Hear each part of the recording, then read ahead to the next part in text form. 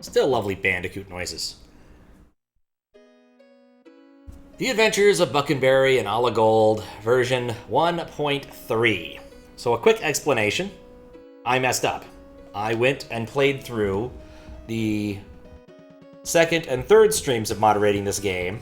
I played on 1.2, and I was about to write a rejection being confused about the features that weren't there, until I realized I had made a mistake, so now I effectively have to start back here. What's really funny is if I'd beaten this level, I would have noticed, possibly, that something was changed or missing. But because I hadn't, I get to do it again. It's not really that bad of a thing, but it's one of those, like, I spent, 8 hours doing a moderation, which turned out to be superfluous. Which is a little annoying. Hopefully, with any luck, I'll remember where things are, and that'll save me some time. Statistically, the odds of this aren't very good, but we can always hope. No, I should have killed him. But that's where we're at right now. So I thought about it, and I realized this was the only reasonable thing to do, is just basically continue backwards from where I started. Or where I left off, in effect. So it's unfortunate for me, but it's not the end of the world. And I'll probably link the 1.2 version somewhere, but I'm not making them public, because that'd just be silly. Or maybe I will, I don't know. We'll see. I haven't made a decision yet. It's incredibly silly. Ooh. I didn't break the block? Huh.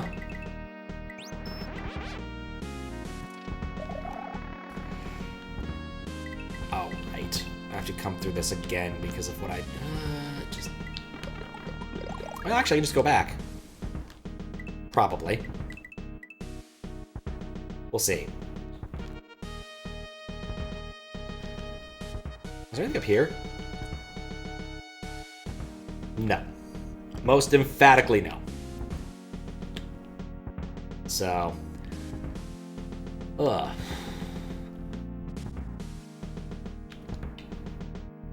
What have I been up to? I made some food. Pretty decent. I think I'll probably get sick of it sooner than later. One of those cases of, I made it, now I'll probably have to eat it for a week or more kind of things.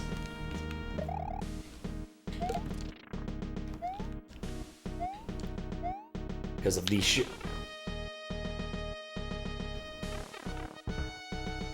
sheer volume of it. Oh, you could jump after you die? Oh, that's kind of cute. Unnecessary, but cute. Anyway, I'm not going down that pipe again. I went back to get a block, but I messed it up. Now that I have the capacity of fire, I don't need that.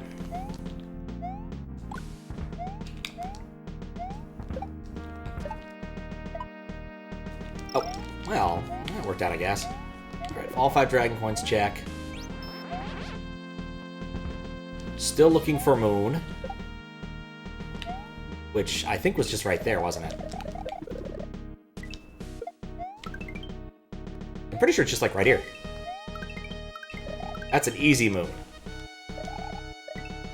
Okay, switch to Fire Flower. Ba-dum. But yeah. Oh. Nothing there. I'm surprised that worked. But it's time for Boom Boom. Probably. Mary Boom Boom. Who the heck are you? They call me Marie, the Boom Boom. Or Meyer, the Boom Boom. I'll destroy you for invading my ship and defying King Bowser. Oh, you know, I wasn't prepared for super fast Boom Boom. Thought it'd just take off. That's what most Boom Booms do. Still love this Mortal Kombat-like music. Like, I know it's not Mortal Kombat, but it definitely feels Mortal Kombat. And we're moving at exactly the same speed. Much better.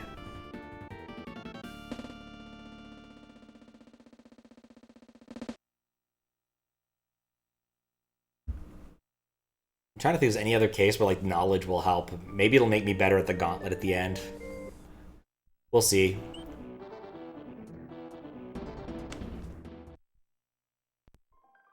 This did say 1-3, right? Ah, yes. Toby Fox music. Or, Pat can't tell the difference between Undertale and Deltarune, so let's just go with that. Also, Deltarune coming out soon. Actually kind of excited about that. I might...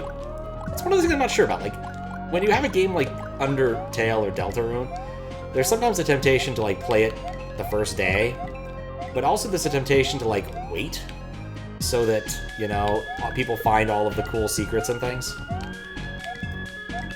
Aren't so enamored with spoiling the game. Well, no, they're still enamored with spoiling the game. That's just how those types of people are, unfortunately.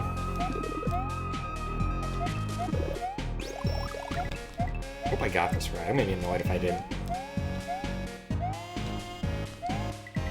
Okay, we have an up. Let's be smart about this. I don't remember what this is an up pipe for, but it feels like it's the right idea to get the midway first.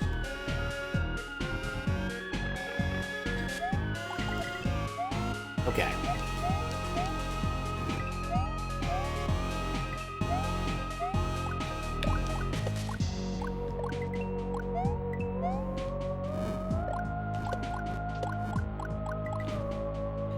Get out of the funnel. Because that's where they get you. Oh, I remember now. I had trouble with this one. Now that I've remembered the secret of my powers, I won't. Yeah, that took a while last time. It took no time this time.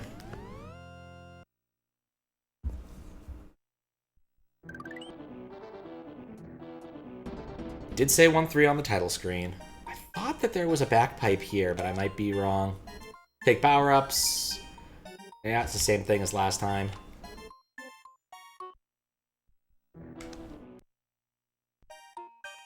Or I'll just reopen, re-enter. Okay, try this again. Still need Dragon Coins, still need a conventional exit. Do not need Moon. Always lovely when you don't need Moon. Man, Moon. I could have just gone under him. Do not like the little Sparkies. I never will. We already did everything before the midway. So just hit the midway. Sandbag.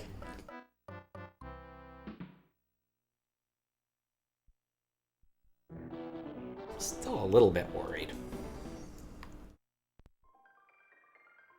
So I thought... when I checked this earlier, that was where the thing was. Oops. Just in case this is actually a pipe of interest. It is not.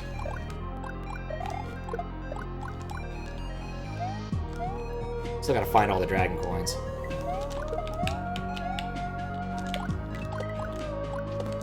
Come on. Oh. Alright, well, we'll just jump into it from up here. Much easier. Much simpler.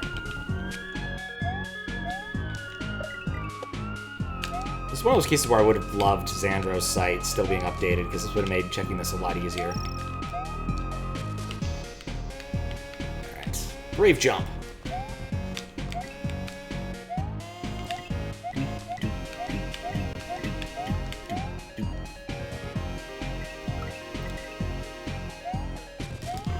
Knew it. And by that I mean, quite literally, I think. Oh, it's an auto-scroller. Everyone loves a good cloud auto-scroller. That's why Final Fantasy VII is the best-selling game of all time. Actually, I don't know if that's true anymore. I don't know what the best-selling game of all time was. I think Final Fantasy VII was at one point. I think Doom might have been at one point. I know Myst was. Sup, Matt? How you doing?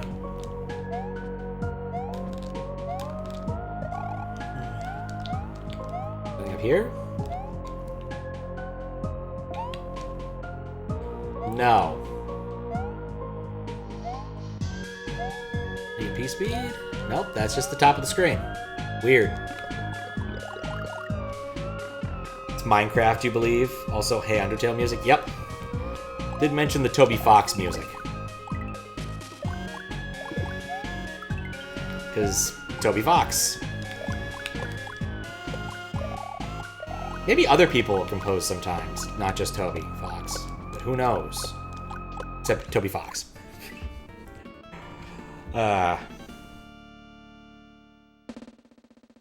Never misses. It's actually amazing. It's true. It is true.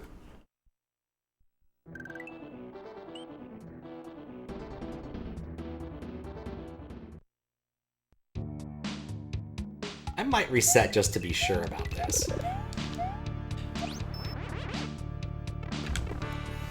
Just finished vanilla Pokemon and Violet with a friend. Oh, nice. Oh, it's an auto molar.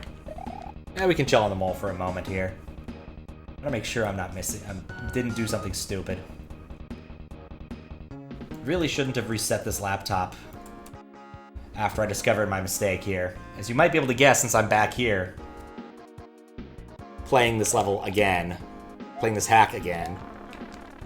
I did like the hack. I didn't like it so much I wanted to replay most of it immediately. I messed up the moderating and played it on the wrong version.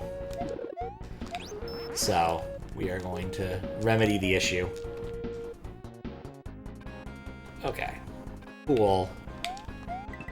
That's set up. Let me do this really quick to make sure I didn't mess something else up. Yes. You, that.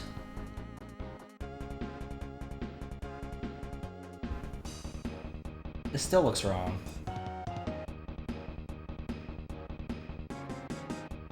Am I going... Did I miss something? Banger-ass game, defo solidified, desire to keep his redeemed. Nice. Let me double check for a third time if I haven't made a mistake here. Yeah, I'm looking forward to it.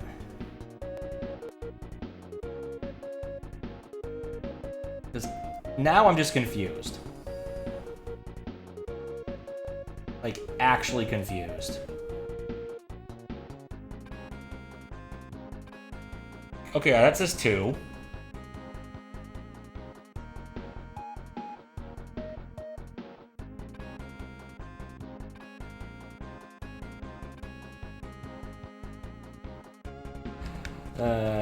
Fourth time you played it.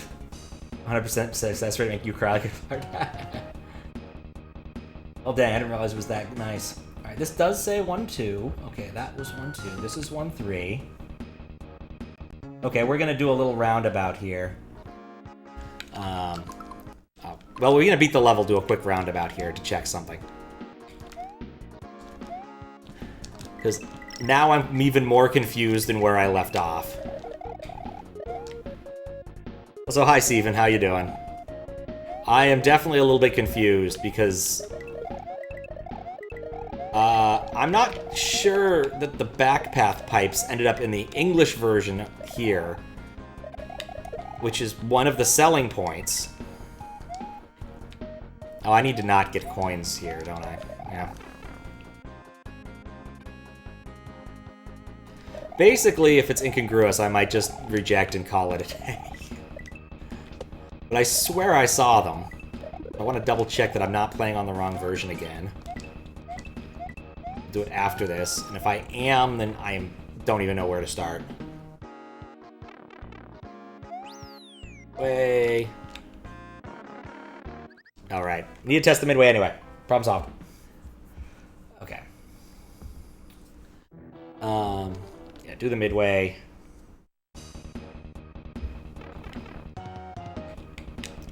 Who knows, maybe I'll be able to trick the game into giving me the moon by some stroke of luck, too. Because 14 coins, or 16 coins, isn't that many.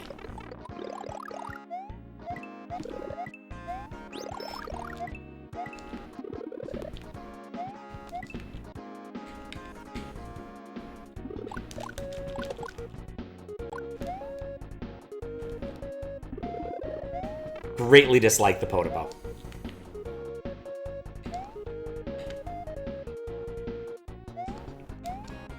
Oh yeah, that's a secret exit. Let's just do a secret exit instead.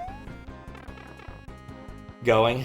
Talk to a buddy about the makeup of nuclear weapons. Certainly explosive conversation. I bet it was. I mean, there's a lot of different kinds of nuclear weapons when you get down to it, too. I mean, they went through different formulations. Various types, where hydrogen was the primary thing, versus others that used tritium. Yeah, it still happens. What's up, Nitro Splint? How are you doing? Okay. Oh, darn it. Oh, wait. Oh, I could have saved that. Talk about 2-stage ones? Ah, yes. Let's do stuff, gotta get your sleep. Alright, sleep well, Matt.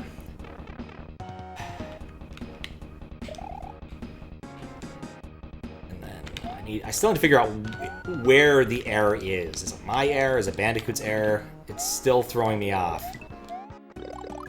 We'll take this, though. Wait. Oh, yeah, you can stand on big moles. People told me that, even. Later, Matt. Oh, yeah, this is a coin.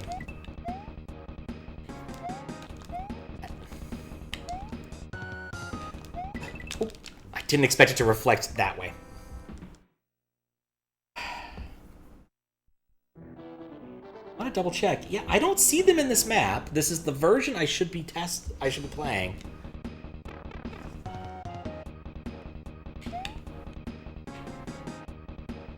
Okay. So, in the event that the English version does not have the paths it's supposed to, then I am done, and I'm not going to continue moderating this hack. Because that was what I thought was happening, and then I thought it wasn't happening, and now I think it's happening again. So, I am confuzzled. And in the event that there's literally nothing to be done here, I guess I'll put up a poll or something to figure... Oh, I didn't even see it against the background. This...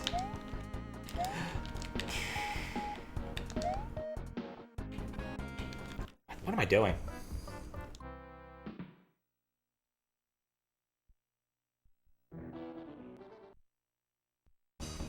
Yeah, we'll try the Portuguese version and see if it has the things it's supposed to have. If it does, and the English version doesn't, then I'm rejecting this and sending it back to Bandicoot, which I think would be fine.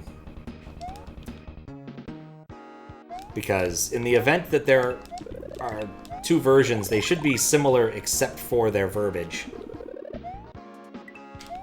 Like, that's the goal here. And I just want to get it to a point where it'll save, which feels like after level's a good place to be.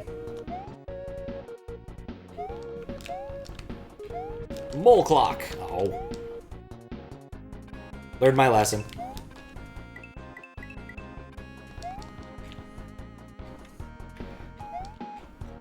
Yeah, my guess would be Bandicoot went and made the updated version and then forgot to fix the English version.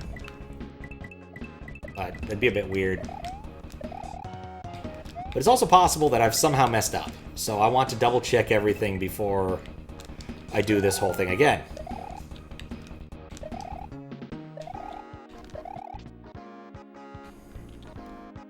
Okay, there we go.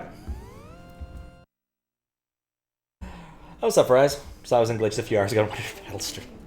It's true. It did happen. All right, let me do this really quick. Reset. Make sure that I'm on the right version.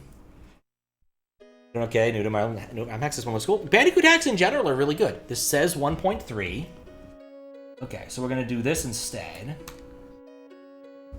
This looks funny, but it's part of the moderating process. Trust me. Yeah, Glitch said something that was so silly I just had to reply to it. It was like, put carpet on the walls, when he really meant hang drywall. And I'm like, no, just go full 70s, hang carpet everywhere. Okay, so this is this version.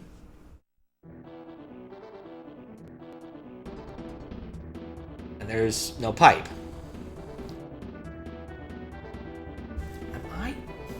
Am I wrong, or is it the children?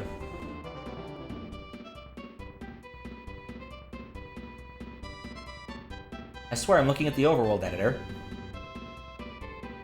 Can I open 2 versions of Lunar Magic at once? I think I can.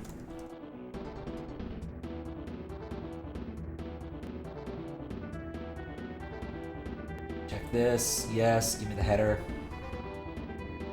They so have to just the children. That's the thing! No, the overworlds look the same, but they don't match what I remember seeing earlier. No, wait, there's that one. Okay, let's see. And the other wait, where'd the other one go? Okay, yes. I at least see a couple of them. I guess there aren't any backpath shortcuts until later. Oh wait, there's one in World 2.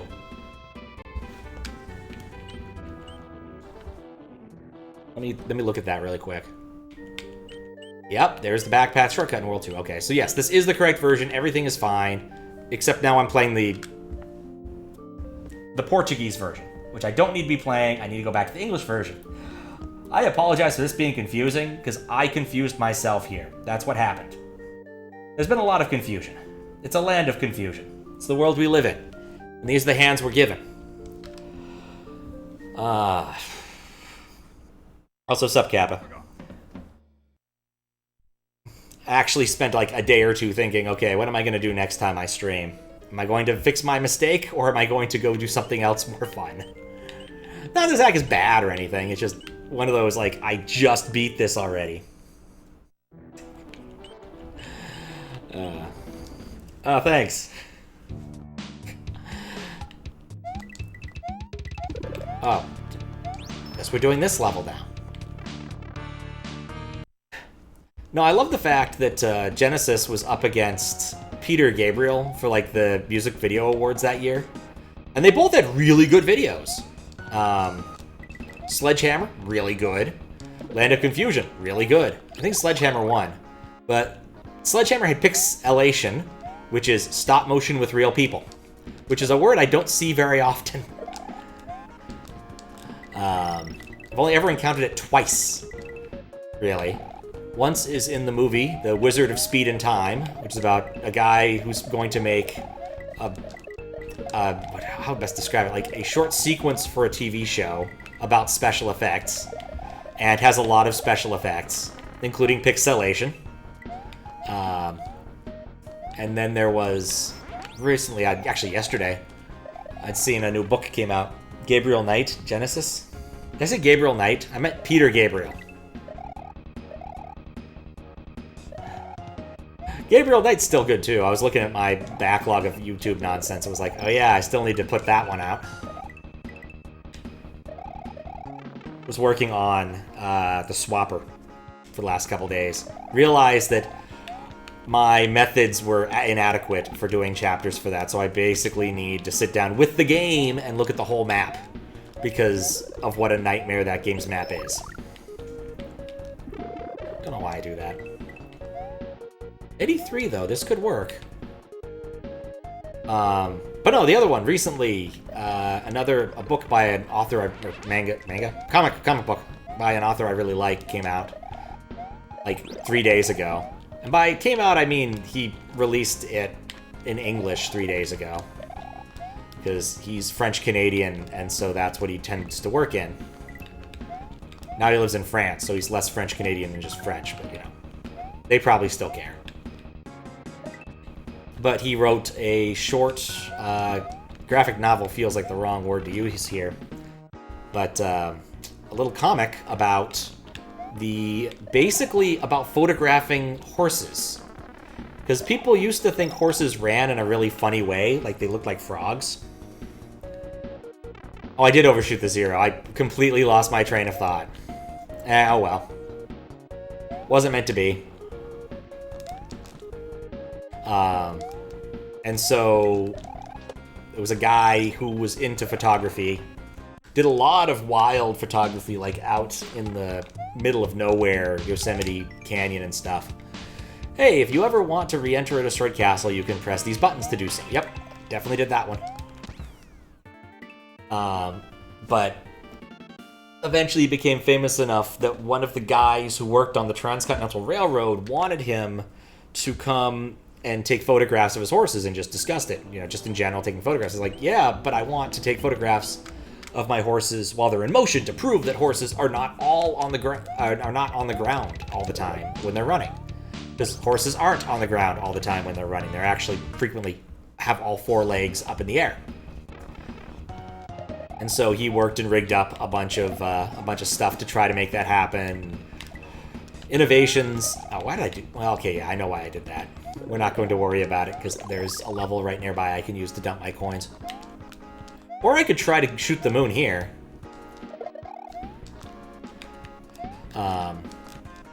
One of his first attempts was really interesting. Maximizing light, because there weren't better light sources back then. Like, the sun was the only good light source. And so, like, they painted the back, like, they got a back, sort of a background screen for the horses to try to increase the brightness and contrast and other things to reduce the amount of time it would take to actually capture the image. Anyway, the story goes on for a while and involves some amount of pixelation, and basically this dude did in fact invent the first, or if not first, very close to first projector. Turns out the video projector was actually invented in France, of all places. Didn't know that.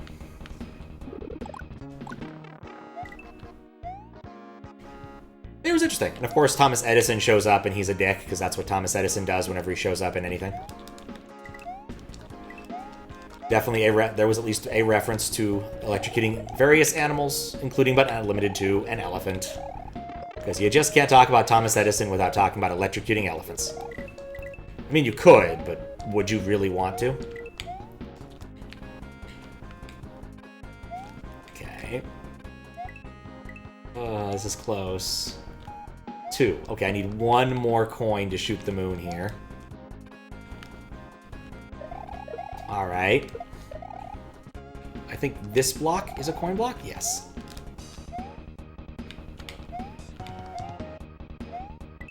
Cool. Let's see if we did it.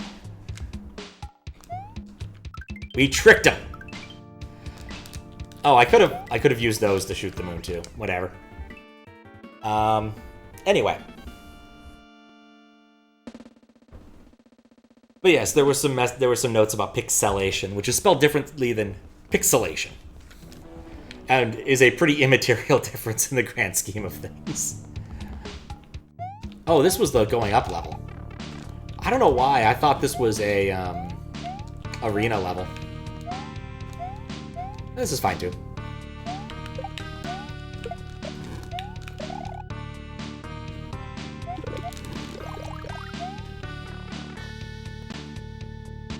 That happened a lot last time I played this level.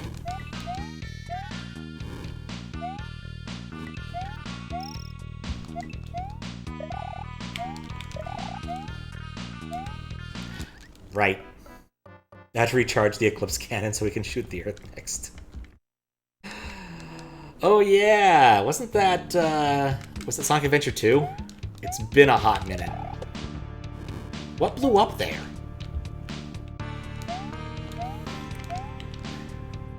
My favorite blowing up the moon gag is in the TF2 comics. The one where they introduced support for macOS. The various mercenaries go into an Apple store and are suitably impressed by all of the things that actually work and don't explode and cause third-degree burns. And then Saxton Hale shows up, and he is unhappy. He's like, what is this? These are tiny things for not serious men. Look, there's a tiny button. And then he pushes the tiny button. It's like, haha, I've pushed you now, tiny button. And it turns out that it's the new Apple product. I blew up the moon. I'd say I miss those and that they should... There's still lag here. Weird lag here, marker-wise. Yeah, I'd say they never really finished those, because they finally did. The 6th comic came out not that long ago. Dang it.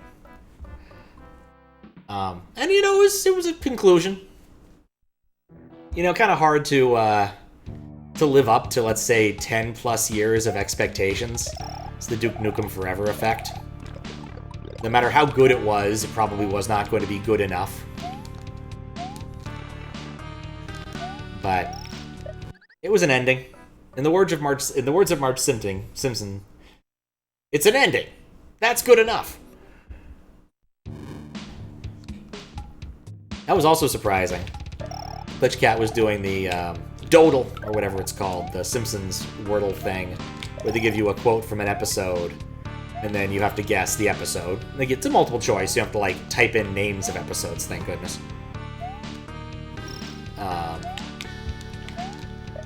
But I was legitimately, like, it was, can I have a drink? Someone says, can I have a drink? And I legitimately thought, oh goodness, I've chosen poorly here, I needed that, get both of those. I legitimately thought it was a Bard at the Wheel, the one where he gets a driver's license, because he does, like, go into Moe's and order a beer. But it wasn't that, it was the Bard versus the Fear of Flying, or whatever that episode's called. A rather unmemorable episode, outside of, like, one or two small gags. Most of the ones involving Homer going to other bars because he can't go to Moe's for some reason. I forget the exact reason. Like, he goes into this lesbian bar and he's like, I know what's wrong here. There's no fire exit. Enjoy your death trap, ladies.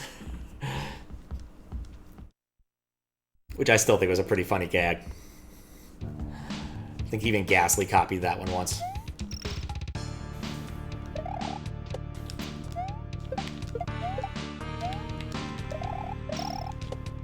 Okay.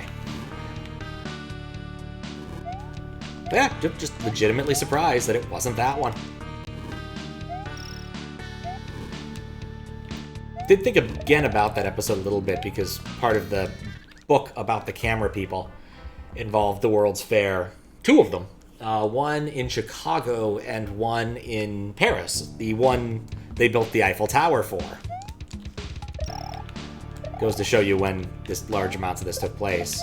Basically, around after the Civil War, basically.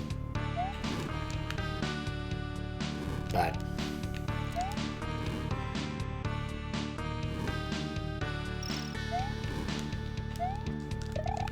there we go. Dang it! As the world is planned to have its first fusion power plant online in 2030? 230s. I'll believe it when I see it, I guess. I find the timelines on these things kind of depressing at times. Will be cool, though. As long as it's cold fusion. Guess it might not be cold fusion. I don't know what they did for Chicago's World Fair. Like, they always build something for a World's Fair, you know, a big structure of some sort. The Eiffel Tower being the obvious one.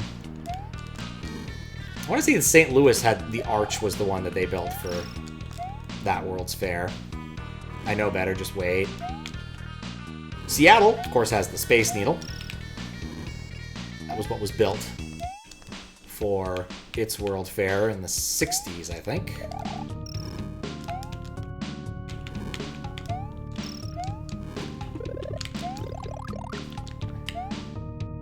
But I don't know which they built in Chicago.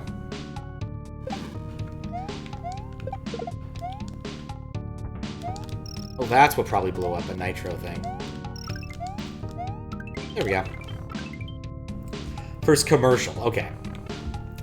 Fair.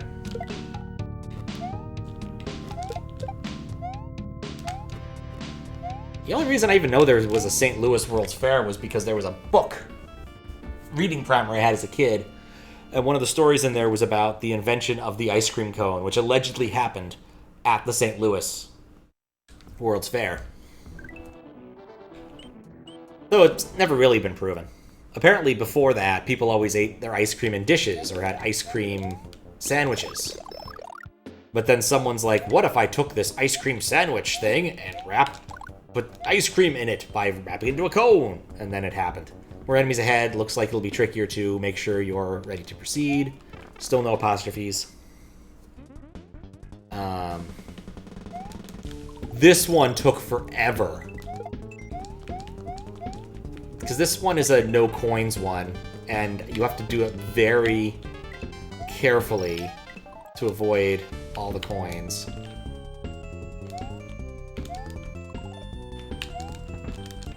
I should have just gone through. Reverse hand, which, yes. Yeah, it was a nice book.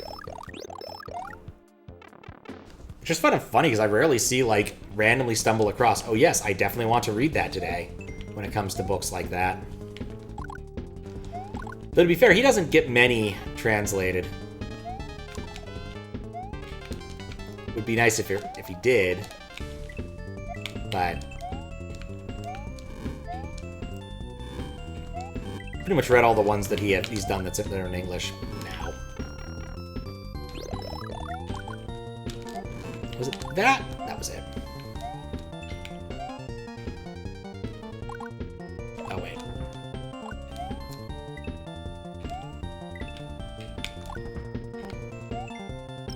Okay. See, the first time I did this, I did it dumb because I came in from the top. And then kind of waited for them to kill themselves. This time we'll be smarter.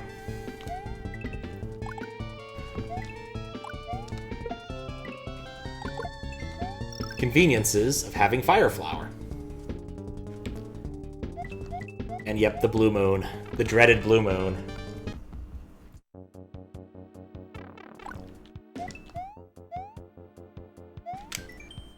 Phew, thanks for defeating those guys. Now I can live comfy here in this hot magma wasteland.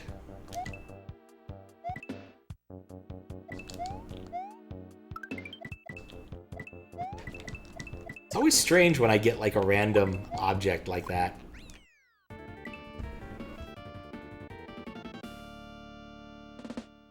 Oh, nifty. I thought Chesterfield was in Mass. Was this moon made by Thanos? Mr. President, nuke the moon!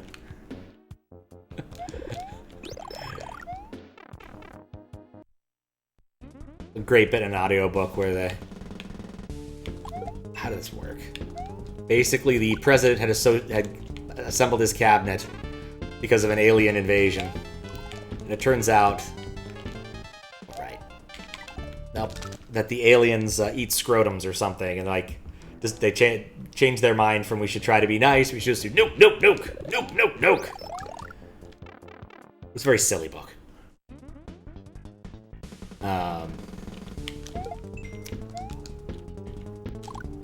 They had, what's his name? The guy who plays Gunnery Sergeant Hartman as the Secretary of Defense in that one. Okay, I remember how I did this one now.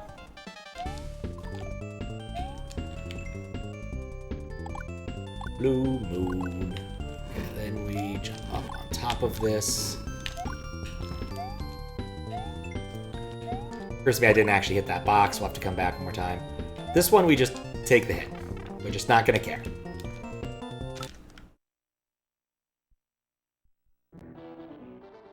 President, your favorite president nukes or someone to nuke hurricanes? I mean, there's no reason that wouldn't work. It wouldn't be good, but it probably would stop the hurricane. It might. It's stupid, but it might.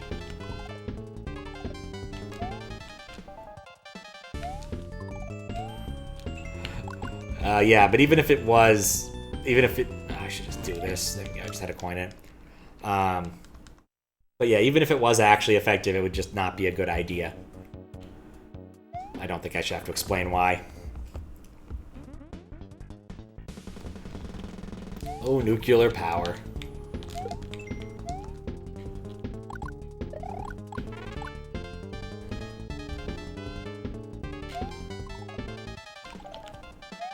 It's one of my favorite things I learned about nuclear power plants is that the big tower, it's just an air cooling tower. Like, that's all it's there for. It's not like some sort of weird radiation thing. No, it's just thermal cooling.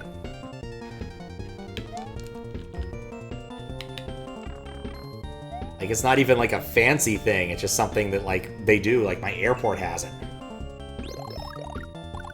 But to start over with carbon dating, it's true, we would. It would be a drag.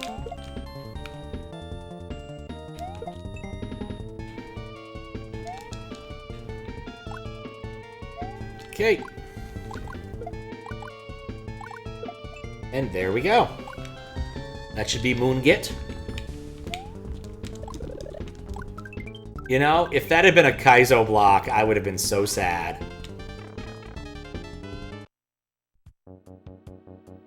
Yeah, it's a steam engine. It's literally a steam engine. That's the best thing about nuclear power. Is it's literally the same thing as a steam locomotive. Just its mechanism of heating its boiler is very different.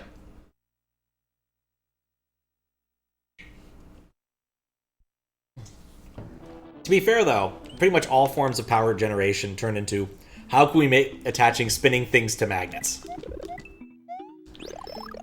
This is not a bad thing. Except for, like, 2 or 3. There's a couple of, like, weird ones that aren't that. Solar panels aren't that. For weird reasons. What's the other one that was like that? There's also, like, some cases where you can directly convert radiological decay into electricity. Came up in The Martian. I forget the exact name of the device, but they were popular for exactly 2 uses. Deep space probes and Russian lighthouses. Apparently somebody got cooked sitting next to one not so recently ago. People tell you don't have a theoretical degree in physics. You just tell them it's theoretical. God. What a dad joke. Oh yeah, I meant to ask. I was watching Juz Cook. He was playing this boot hack that was made by the Goon Squad, which is a group of hackers I don't know much about. And he asked a question when one of the level creators was named Fries, whether that was you or not. And I was curious whether or not it's actually you.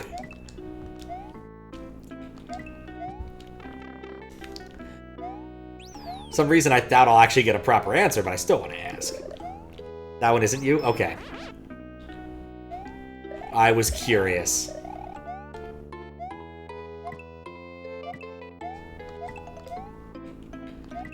But wait, does this mean you're on Goon Squad and you use a different name? Is that what we're being told here? I have enough clues. That's actually true. You've told me a few things, and I remember some of them. Like the Latin in a message box.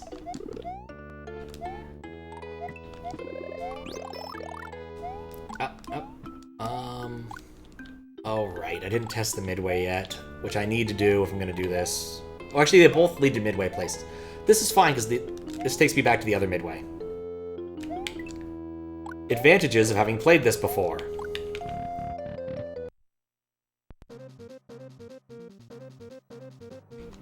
No Baba and New Pointless are there?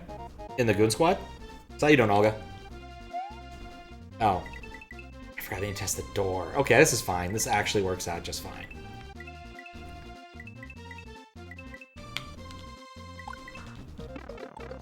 You know, I think the bigger constraint here is that the cloud might run out.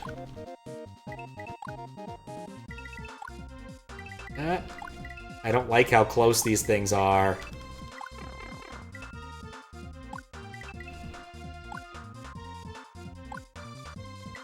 I walked into that. Well, I still need to test the midway.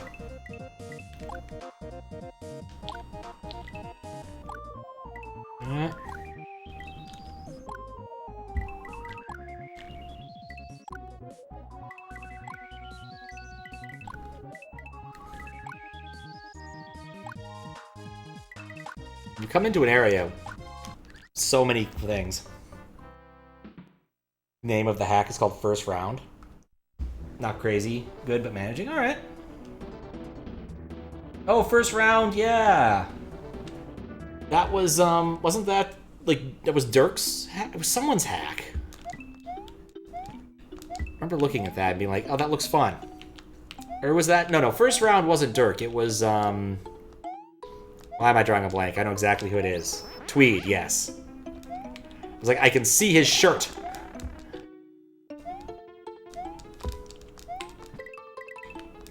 One of those types of things.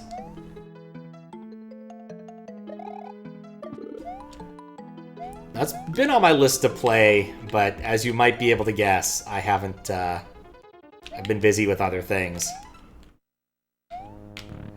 Like finishing Baldur's Gate 2. Alright. We need to do that anyway.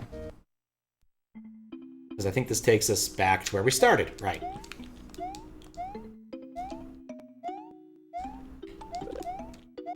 Having trouble finding new neurologist to prescribe you Ritalin? Oh, that sucks.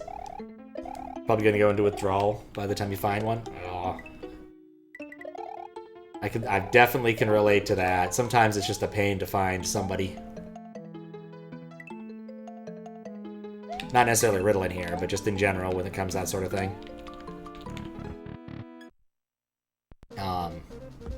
Oh yeah, I did see a cool thing yesterday, or today.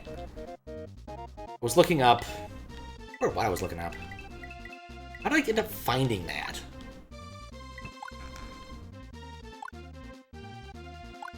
I think it must have been something of an accident, but... There's random text on Reddit, but basically... I found out... The woman who draws a manga that actually, like, also did a bunch of... did some Baldur's Gate 2 fan art. Including drawing, like, all of the portraits in her style, which actually works pretty well. It's a Dungeon Menchi, which is basically like a cooking manga, except it's about cooking monsters. Because they're too poor to go through the dungeon again with actual food. Surprisingly good, honestly. This is fine. This is fine. You spent something like 20 bucks, and now there's charging 150. Oof. That sucks. My condolences as Take On Me suddenly starts playing. Really convenient that Take On Me is started. I got the Starman, not that.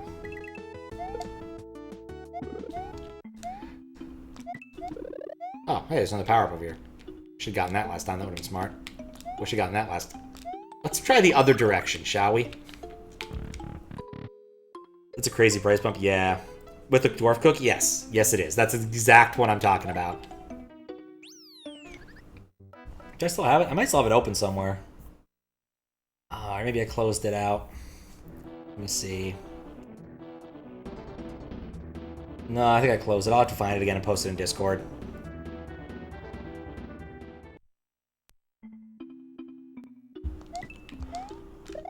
Alright, there we go. I look that way. Yeah, I was reading it for a while, but I think I didn't even see that because the other sprite was covering it up. I stopped because I think it got licensed. And patience will be my undoing. It's a one jump block.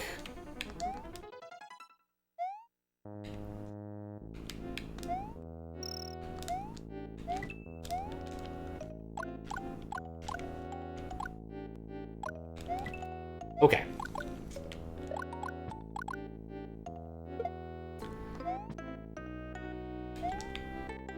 Nope, nothing there. Surprising. Yeah, that's where that is.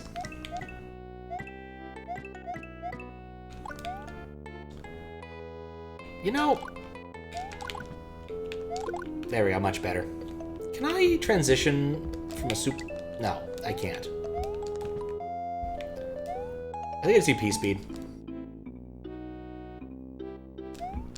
But it happens more often than I care to admit the, oh, I'm enjoying reading this manga. Oh, it got licensed. I guess I'm gonna stop enjoying the manga now. Who was the nuts person that decided to build a mansion here, of all places? No wonder no one could live here.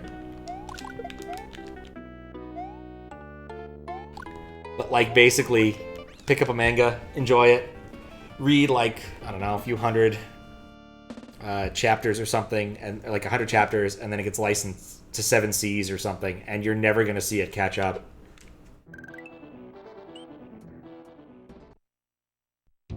Because now that it's licensed, Well, of course the fan translators aren't going to. Can I just jump on him? No. Yes, you can. Because they want a CYA. But then 7 Seas decides what they really want to do, because they're actually a real publishing company, is release them slowly over like the next 14 years. And so you're just kind of stuck waiting. And of course, that even assumes they get to the part you left off at. Because there's no guarantee they'll actually get that far. They might decide to stop publishing it long before then.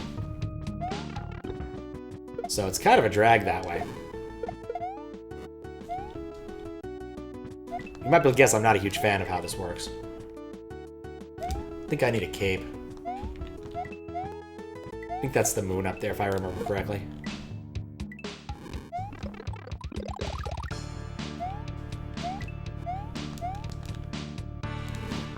Let's scroll.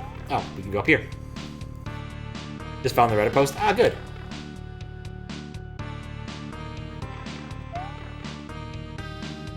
With the Imager album? Yep. Yeah, you're in the right place then.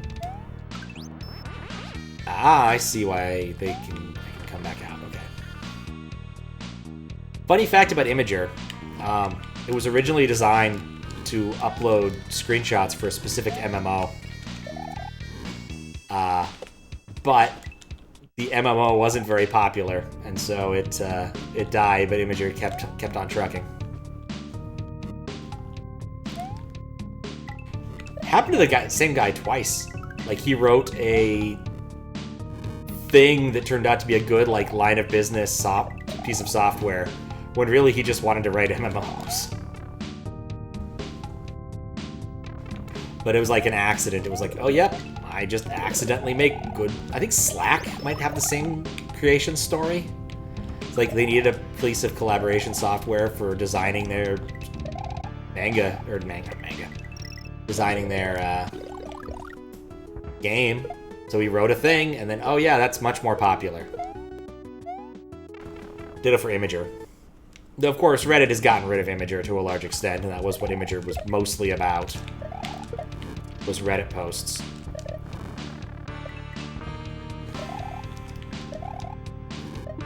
They prefer to do their own hosting nowadays. Same thing when it came to, like, animated GIFs. There used to be, like, an animated GIF thing that all Redditors used, and now they don't. GiphyCat or something? But as we know, the most important metric for anybody, any website, is how much time you spend on the website. So it's absolutely critical that people not leave the website, and so that's why they do that. Evan did the Enhanced Edition NPC companion called Rasad. He's a monk and OP. Somehow that doesn't surprise me. Aren't monks, like, in general, OP if they get levels? Like, they kind of suck at low level, but, like, they get, like, literal touch of death once you're past a certain point.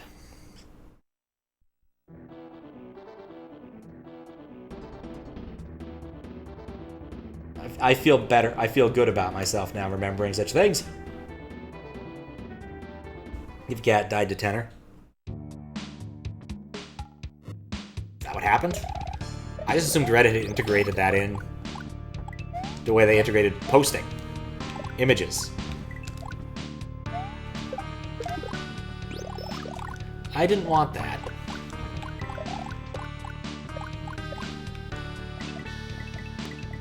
I already got the moon. I don't need to worry about playing Shoot the Moon with this.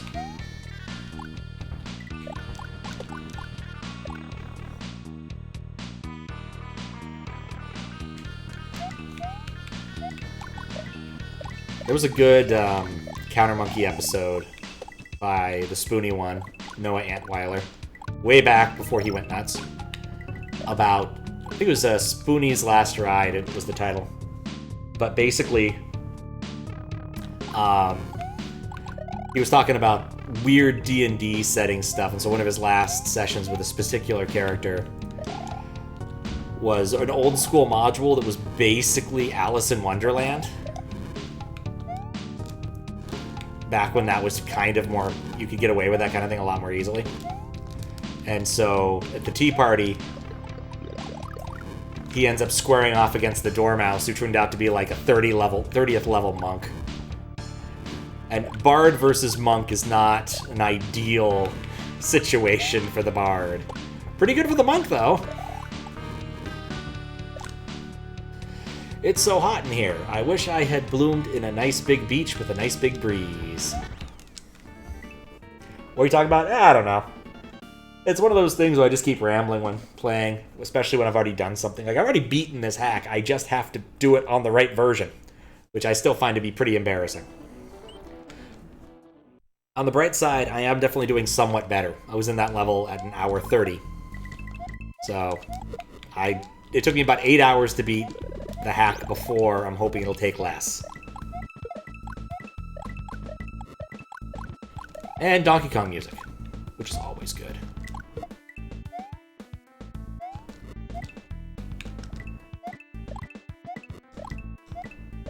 But yeah, monks can be a lot of fun at high level, but the problem, of course, is you gotta get them there. Did a monk in 5e. Even low level was kind of fun, but not so much so that I would, like, trade it for other things. Yeah, and this is one of those things I just don't like. I don't like 5e all that much. Like, 4e made everything a lot more board gamey, but I think that honestly made combat much more interesting than 5e's kind of, honestly, rather lackluster combat. Unless you're a wizard, you just don't get many very good options until much higher levels. And even then, those options aren't amazing. They're just kind of okay.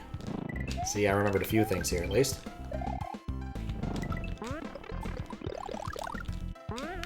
Remember that Blarg had it out for me. Wait a second. Wait a second.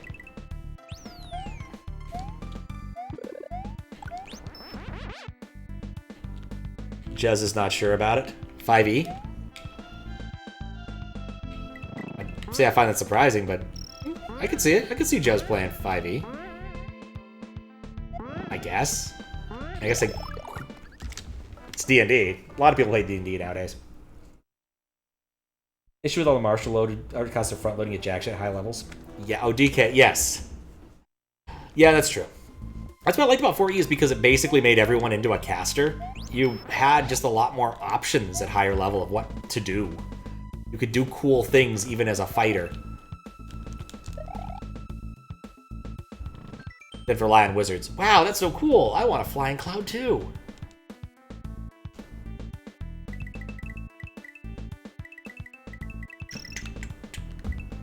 I think in Jez's case, it's that it just feels kind of overused. I suspect that when he played DKC too, he actually rather enjoyed it. Music and everything. But just, since then, there's been so much. So many hacks that have used DKC music.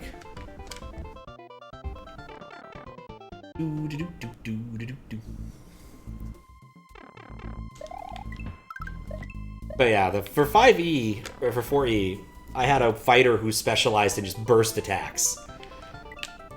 Called them spin attacks because it was more fun to refer to them that way. Because burst attacked everything around you. And blast did like a cone kind of thing.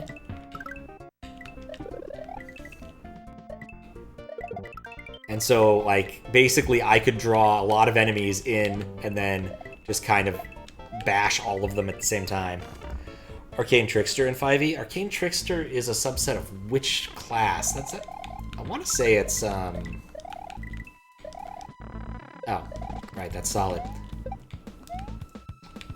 Ranger? Boink. Nope.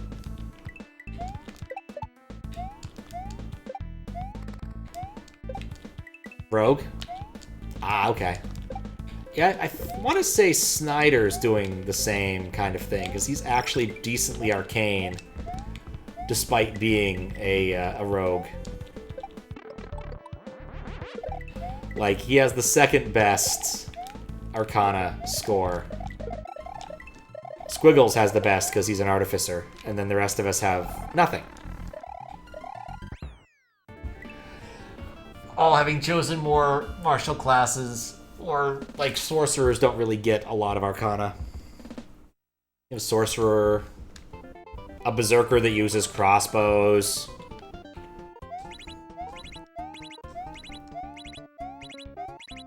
At least got 2. The berserker that uses crossbows is still annoys me.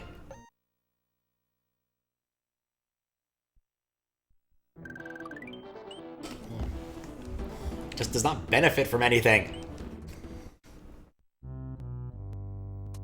Okay. What's the deal with this level? I'm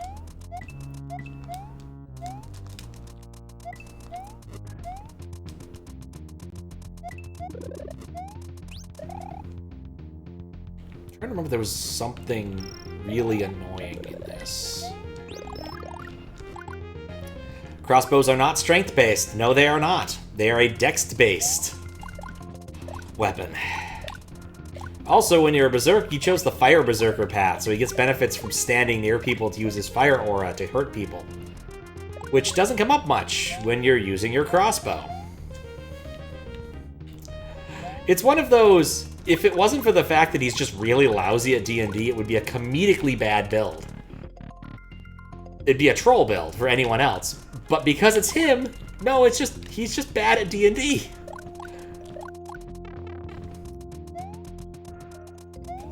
Like, one of my friends did do a dex-based barbarian, but he had found, like, the cheese things to make it work. It was like, you need to use a rapier and do this and that, and multi-class into this to do all this, because he's actually power gaming. But no, this is just bad. Unfortunately. I should have saved that.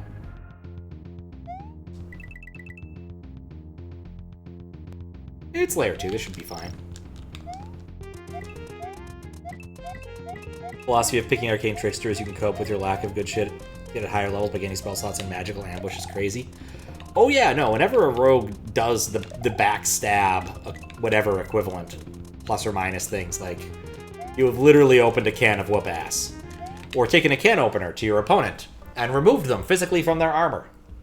And then delivered a can of whoop-ass. But yeah, I just don't find it that exciting as far as additions go. I think 4E was more fun. I think 3.5 might also be more fun just because, like, you have an awful lot more options given the sheer amount of splat books. Whereas, like, 4E was like, no, we're keeping our license very close. And didn't they also, like, do a lot of things that annoy people? Like, they were gonna make it really hard to make fan stuff or something? I'm suddenly remembering that I had trouble finding something in this level. This Morton Koopa Jr. level. Like, I don't remember if it was the moon or the last dragon coin, but I had trouble. I'm gonna go with the moon. That was probably what I had trouble finding, was the moon. When I have this.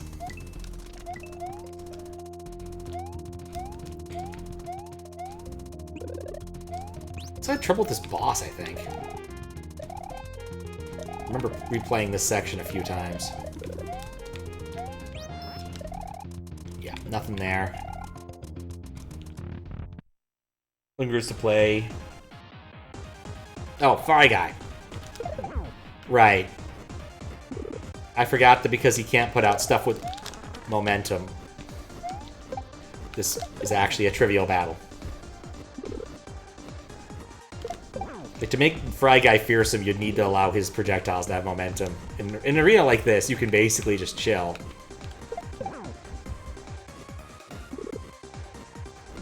There we go. Oh! That, okay, fine. He made that one.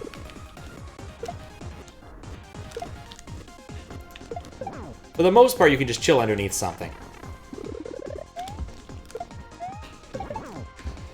Victory! Looking for friends to play PF2E, because it's just more interesting to build a character there, and combat looks better, but you don't have Foundry. Friend offered to let her to use her Foundry edition. Don't want to bother setting it up now. Fair. Yep, missing the moon. What's funny is before the conveniently placed flower told me how to get it, I did figure it out on my own just by jamming on the key on the gamepad. Pathfinder 2E, thank you. Yeah, one of my friends really wanted us to try Pathfinder instead. We always talk about it, but we never do it. Like, doing a different system. I mean, we don't always talk about it. We frequently talk about other stuff. But, like, doing a different system could be fun. Just hasn't come up. Squiggles wants to run Paranoia. I think Shadowrun would be a lot of fun. But I'd have to, like, get the books and all that. Squiggles has Paranoia, unlike, you know, me with Shadowrun. Get to pick an addition to...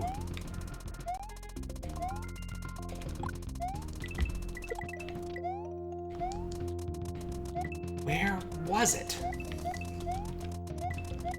But Pathfinder's, like, model was at least interesting, you know, with the open gaming license and everything.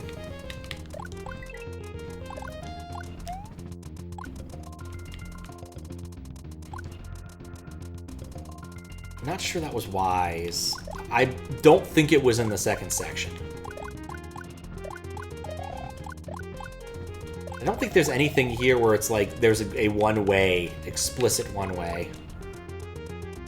The only thing I can think of is wait until something gets all the way up or all the way down and maybe it spawns in.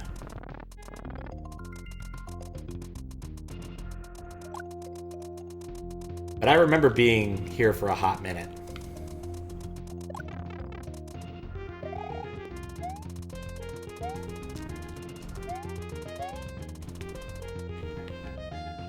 It's gonna annoy me when I remember, or don't remember what it is. No, not there. Let's see.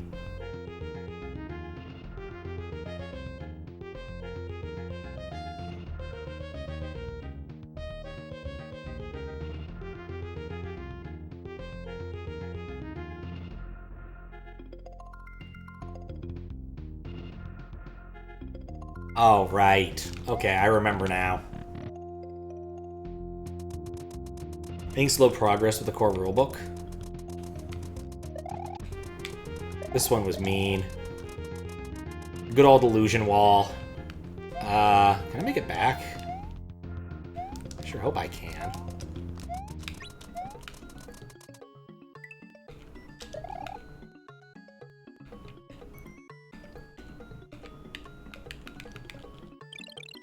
Come on, big money, big money. Oh, yeah. Oh, that's moving! I thought that was static. That's kind of cool. Seems simple enough, but character making looks complicated. Interesting. What's so complicated about the character creation process? Or what do you find complicated? Like, I'm not like, oh, it's not complicated. I don't know enough about it to say if it's complicated or not. And yes, as we learned last time, this is not, in fact, Toho music. It's just very closely related and also made by Zoom. Or some sort of, like, visual, or some sort of novel you read along with the CD music on. Or something Pat just doesn't know much about.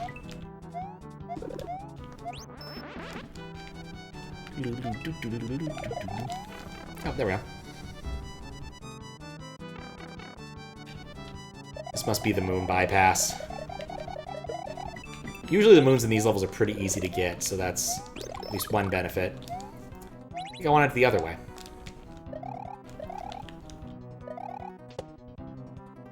Wait, okay, I see it. Okay.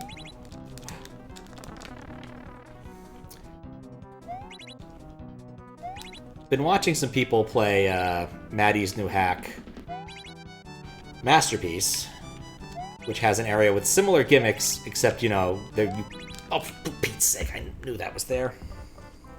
I had to go back and forth the sheet a lot. There's about 1 billion different feats you have to give your character at level 1. It's not quite as bad as Fatal, I assume, where you have to roll for every possible attribute your character can possibly have, including ones you don't want your character to have. Or least ones you shouldn't be worried about while role-playing.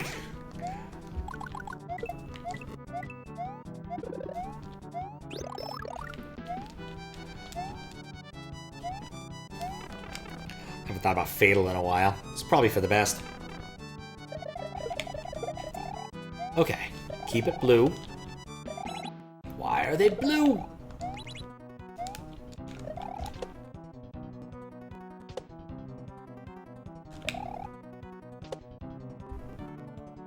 Yeah, let's just do that instead. Music's Toho. Ah, dang it, maybe I'm misremembering. Oh, it is from Phantasmagoria Flower. Oh, fun. Now I don't know what now I just don't know what to believe. I do have Phantasmagoria Flower View. And once I figure out how to install Windows 2000 on this machine here, I am so going to play Phantasmagoria Flower View.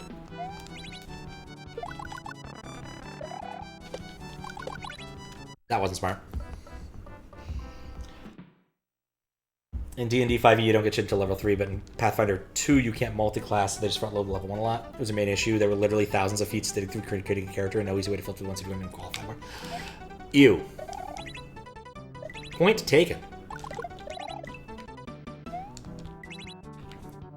Point definitely taken. Some people love that kind of thing, though, when going through character creation, just having a million options. But yeah, especially when it's just like, here are the books. Good luck. I find that I have the same sort of problem with, like, spells. Like, in a lot of it. What am I doing? When I've played casters in, like, 5e, you have, or 3.5, you have an awful lot of options for spells. You have to, like, narrow them down to the ones your character can actually take. Even ran into that a little bit in Baldur's Gate, where I was confused about which spells people could take and eventually just gave up doing anything. Well, to be fair, I don't think I never really gave spell casting enough of a shot in that game until, like, the very end. And I fully admit, at the very end, it was necessary. Absolutely necessary for success. Goodbye, Nipper.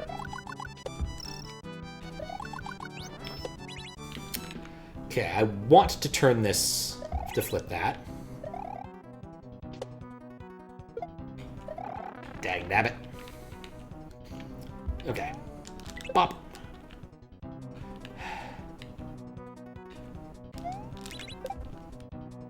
In retrospect, yeah, they're hard for me to see. The background is not good for this particular gimmick. Add in the projector factor, like, this is not a level for me. But I do have some muscle memory from the last time I played this, though not a lot. So I have a little bit of an advantage, at least. Like I said, as long as I play a little bit faster, I'll be happier. Like, I'll definitely see how long it takes me to get to 69%, because that's the sort of minimum I'm willing to accept. I still got hit by that!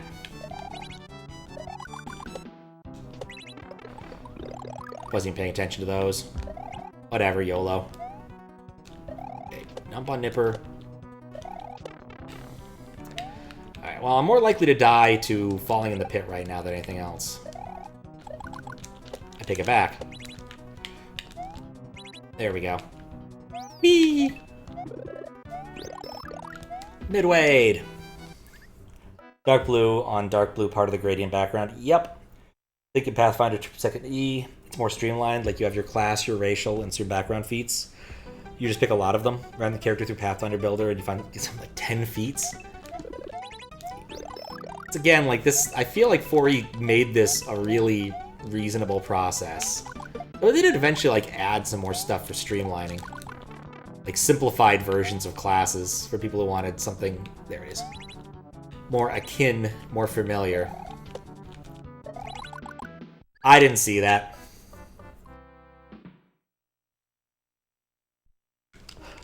But even so, like, every time you leveled up in 4E, it was pretty much pick a new ability if it was an ability level. Maybe up your ability score if it was one of those two.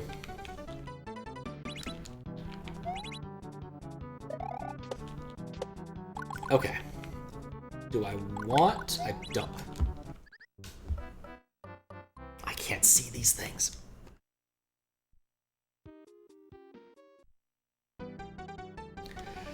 Where was I?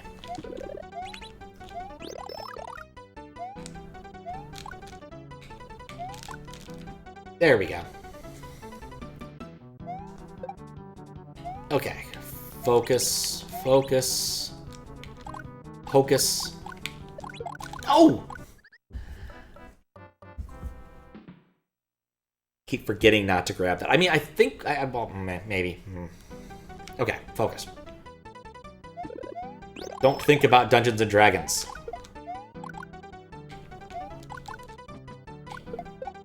Wait. I definitely want that on.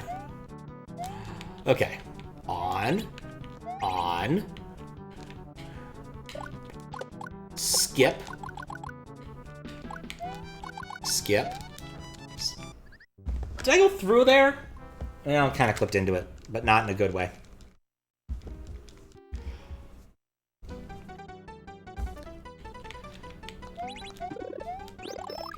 Had to watch the instant replay. Gotta love Tentacle Fire when it actually helps. Okay. Over the pokey. Touch none of those. Touch not that. Ignore the nipper. Come on, pokey. Big jump. Wait.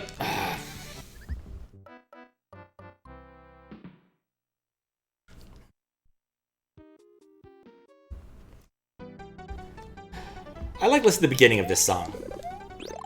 I would say it's like one of the nicest things about Retry is you don't listen to the intro of a song like 400 times.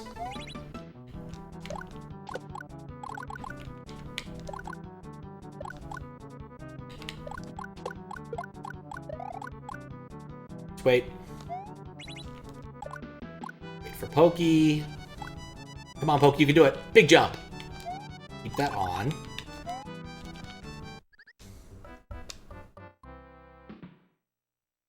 Didn't mean to jump over it. Yeah, I don't know if I had to start my character over, I wonder what I'd do. Because I kind of feel like the Bow Elf wasn't as much fun as I was hoping it, but I also don't really like being a caster in 5e. I already know what the answer that if I was like, what class should I go for, what people would tell me. Because what people in my party would tell me. Because we never actually have healers. Except for Squiggles. Who doesn't really heal us, per se. Okay, don't turn that off. Kill the nipper.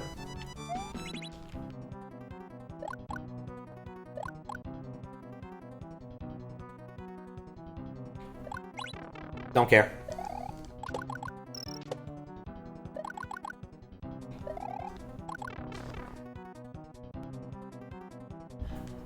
The problem is healing is somehow even more boring in D&D. Okay. How am I missing a dragon coin? Well, we'll take the win so I can start select. But how am I missing a dragon coin?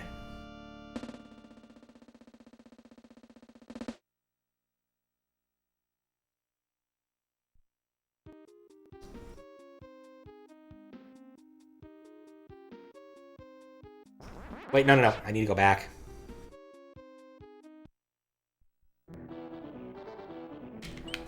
Gotta go back.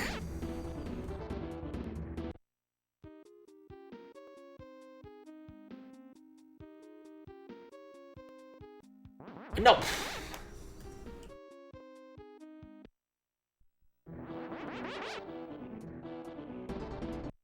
I keep doing this, I'm not focusing. What am I doing?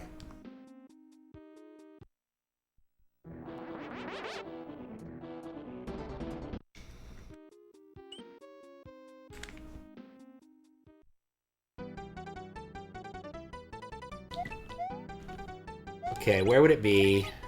I'm trying to remember. I think what I remember is that it was actually past the midway. There was that weird construction. And it was weird looking. Therefore, we should take a look into it.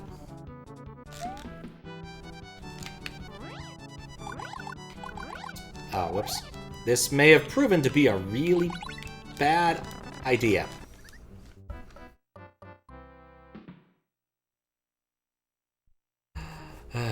It did, in fact, prove to be a really bad idea.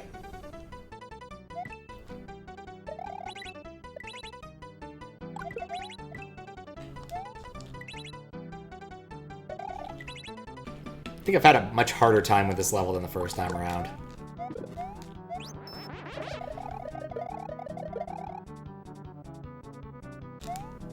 Still gonna go for it.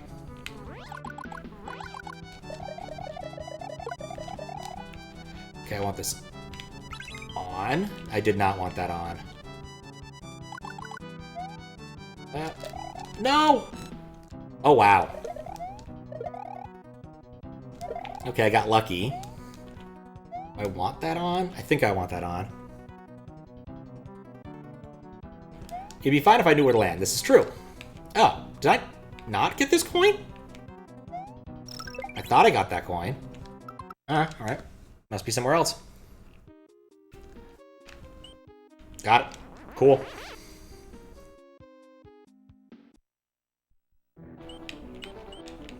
We take those. Alright, on to the Sweets planet.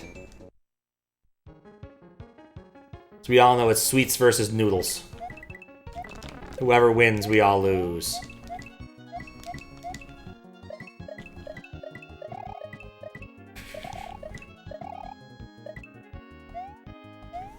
In parentheses, let me state the facts clearly. No matter what it is, I crave for these dearly. The so-called noodles you find in spaghetti are sweeter than idols, do damage like machetes. Parappa the Rappa 2 was a weird game. You have to be fast to reach the end. Focus! Ah, P-switch run, okay. But what if we don't? I mean, I had the option to fly multiple times. But whatever. Okay.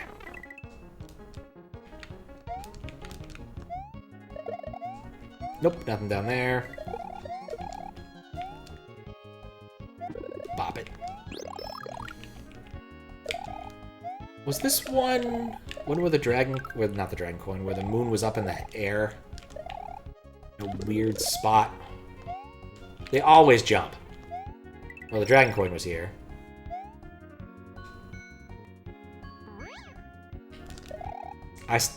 That's the thing, as I don't let go. I let go of both Y and B at the same time. That's why I'm not good at turnarounds, amongst other reasons.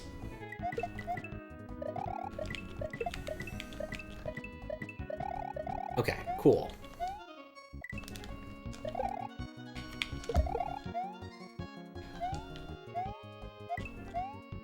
Oh yeah, this applies like a Yoshi at the end, doesn't it?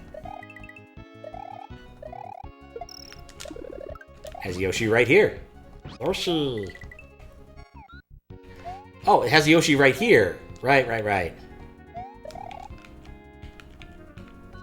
remember having Yoshi here was a good idea in this pipe. Wait, what? Okay.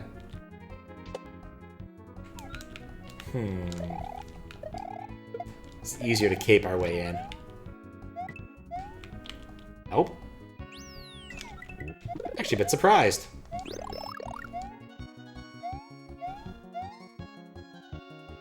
Double check something. Oh, there's a ceiling there. Oh, I needed to turn that off. I forgot how that messes things up. Oh well. I was forgetting something. I can't believe he ate both things. There we go. Into the pipe. Yeah, this uses the 32 by 32 character patch. So all this really does is mess up the palettes, I think. I'm actually sure if it uses 32 by 32, but it does uses some. It is not using the standard graphics 32 mechanism.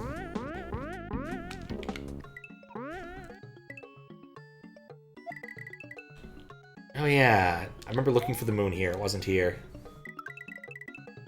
But I guess the cape tiles are still lifted from graphics 32, so that's just kind of weird, maybe.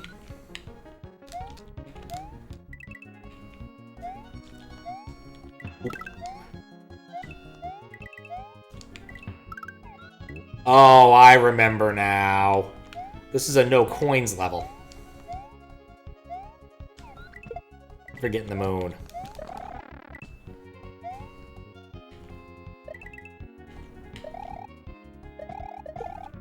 Look! 50 coins, yep.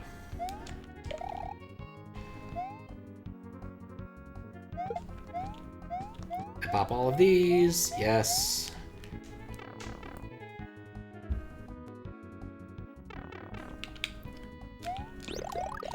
And I missed one of the dragon coins, it looks like.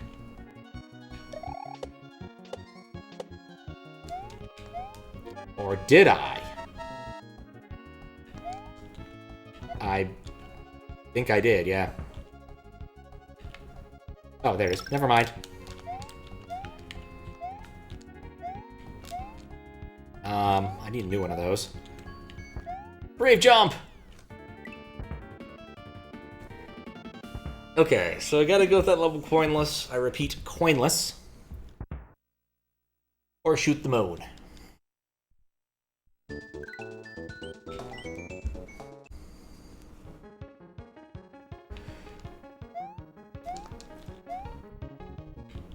Oh, that's the other thing it does. It messes those up.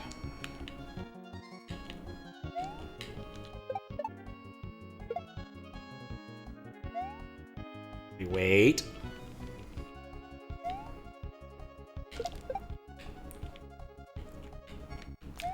Subject is hatless. I repeat, hatless. Shouldn't have done that. That was riskier than it needed to be. Oh. Yeah, that worked. This has Yoshi in it. Guess we'll take Yoshi. Well, we can't eat anything with Yoshi because that'll turn to coins.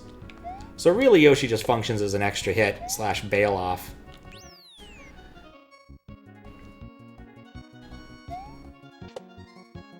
Which, you know, could still work out.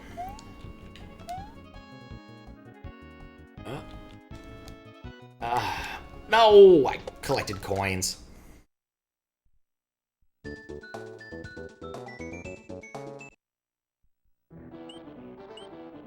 It was... yeah, Volcanic Brawl.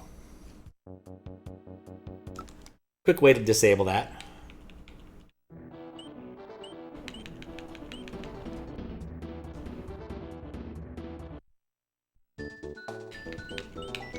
I just want to go in there. Okay.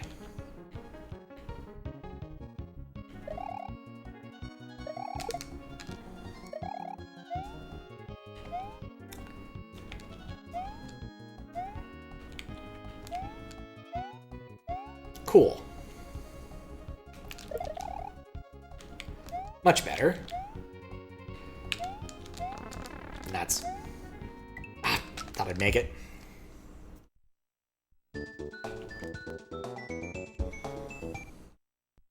It's kind of the worst part about, like, the midway thing is if you take the midway, you're stuck. Either you have to use this strategy, or you can't really do anything else.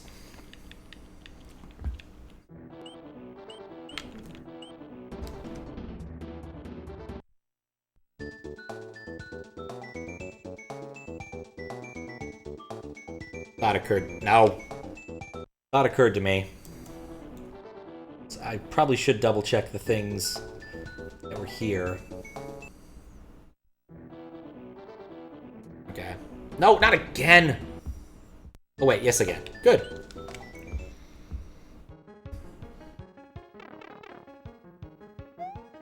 Man, that's a weird looking toad.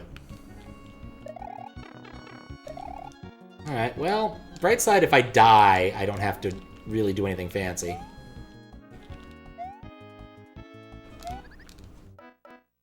Downside, I died. Ah, Nux, that would be why. Next time I reset, I'll turn it off.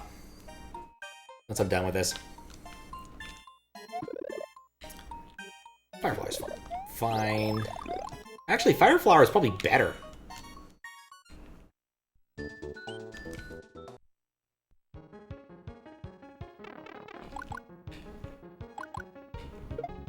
See? I should have just tried to jump over it, in retrospect.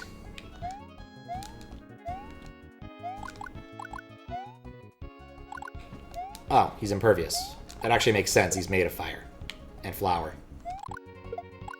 Okay. Careful.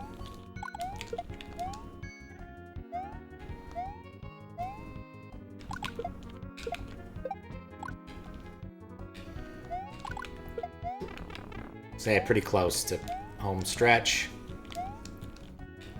Don't even think about it. Having fun messing with Toad's colors. Yeah, enjoy it. Like I said, I need to turn it off because it's not great. Oh, right. I have to go back and drain it again.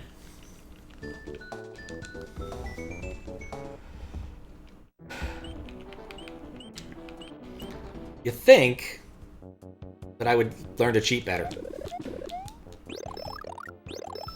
Okay. Yeah, it's actually a pretty good Toadette palette, but that doesn't surprise me given, you know, Knuckles. Actually, you know what? Just to mess with you.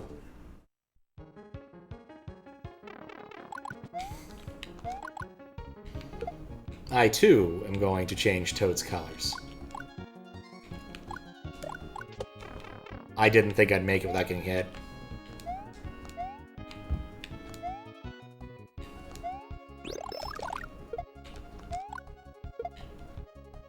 Okay.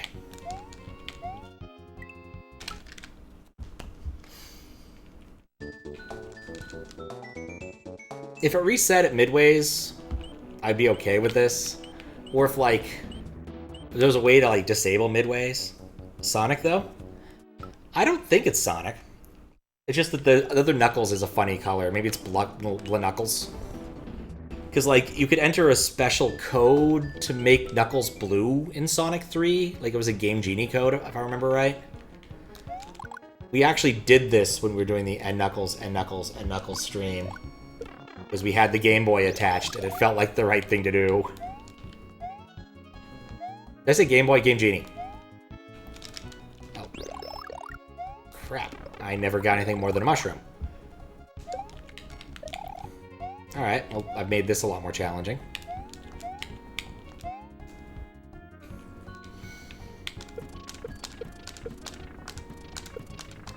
Just drill. Nope.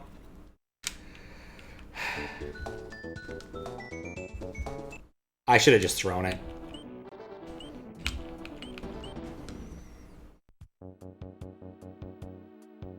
There's Game Genie, you can do it through a crazy glitch. Oh! Yeah, we definitely did it through Game Genie, because I don't know crazy glitches on Sonic 3 that well. The game played okay until we got to the end of Hydrosity, I think, at which point it crashed.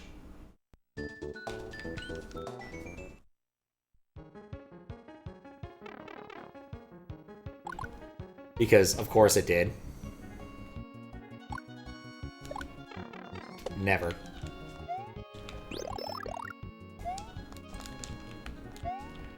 But, of course, this was, like, with 10 and Knuckles cartridges attached, so, like, expectations should be tempered. This is also Kirby music. Because I learned that last time.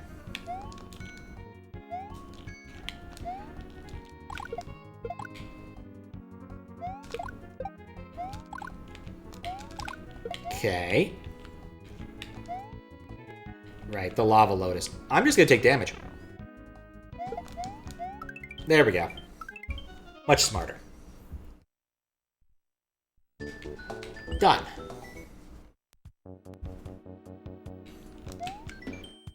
I can't believe that even a sweet place like this have these annoying Bowser minions taking over. It's another scroller, isn't it? Yoshi! Yoshi's a relative rarity in this. Right, it's a green coin level, which means we can do these things at once. I don't have to worry about things like not collecting coins. And a hack that really wants you to collect coins. And yeah, that's how that worked last time too. End up having to bail off the Yoshi because I made a mistake.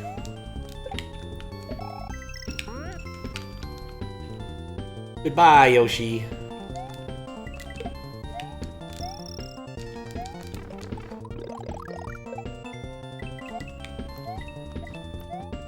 Okay. Bye. There's an order to things.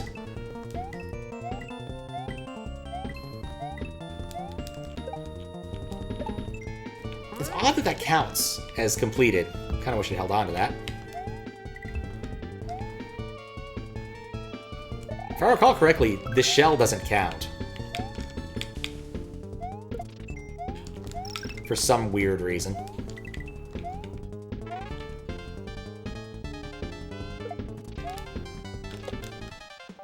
Yep. Disco shells do not count for some reason. Okay.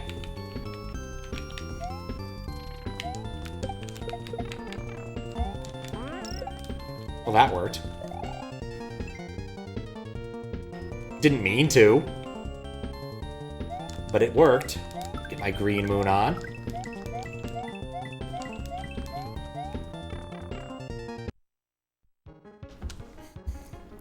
So would have liked if one of the criteria was never let the screen stop scrolling. Thank you! Now I can enjoy all the sweets by myself. Wait, do flowers even eat candy? Oh yeah! No, they don't like soda. But I think that's because of the carbonated stuff in it. Not so much because of the candy.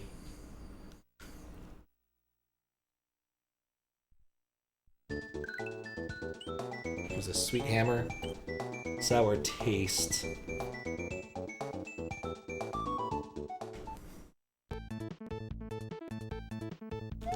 Okay, I remember all the things from this level at least. Oh yeah, the one trampoline. So weird. Like, you really would have thought there'd be more than one usage of that particular sprite in the game, and there isn't. Very much a, I liked this sprite, I'm gonna use it once kind of philosophy. Though you can never be sure it's not simply a couple of green beans attached to each other. I didn't think I was gonna make that. I don't know why, but this song vaguely reminds me of Funky Town.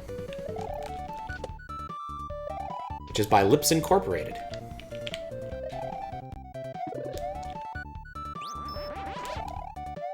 For those who didn't know.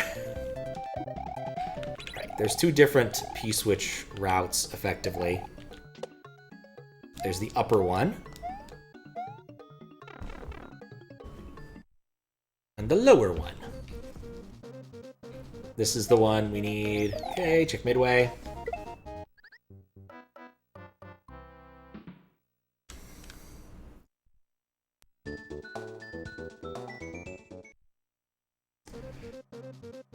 And then this one...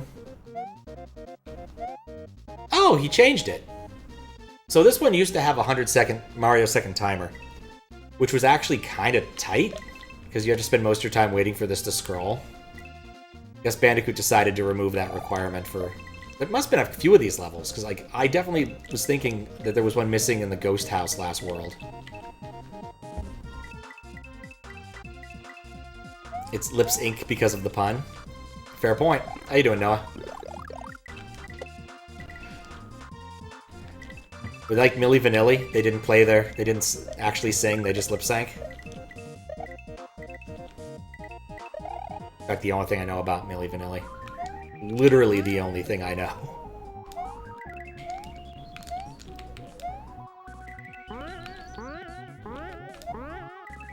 There we go.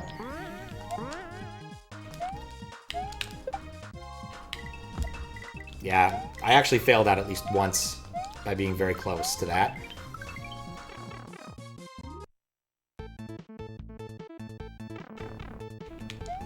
Gotta take yourself to a town that's funky. Oh yeah. Alright, well. Looks up, there's a variable that keeps track of which character you're playing as, and if it's set to invalid, it spawns a Knuckles object at Sonic's spawn point, assuming you're just playing as Sonic. Oh, okay. That makes actually a fair degree of sense.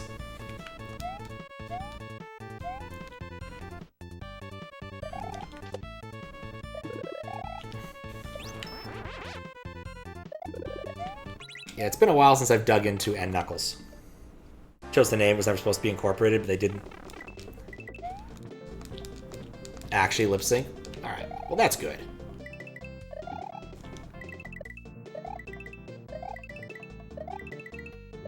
B.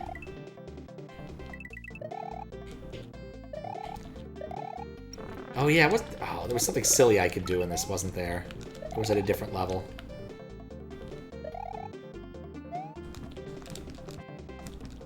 Nope, it's blocked off. For some reason, I thought you could actually get over there.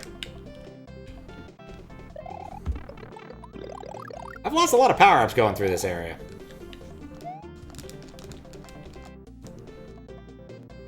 Yeah, I already got the moon. So the likelihood of there being another important secret is very low.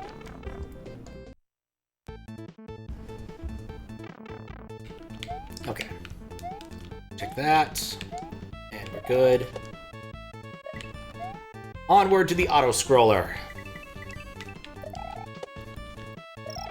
Ow.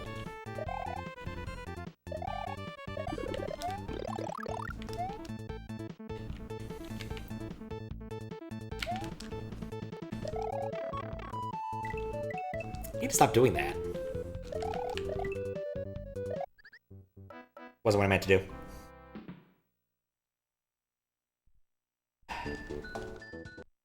That was another thing that we're talking about in Glitch's chat was Comic Zone, which I actually rented as a kid once, and found it to be incredibly difficult. Not to mention, like, you want to use, like, your superpower, but you can't use your superpower because if you do, it kills you. I don't mean, like, directly, but, like, it has such a high health cost, it was almost never worth using.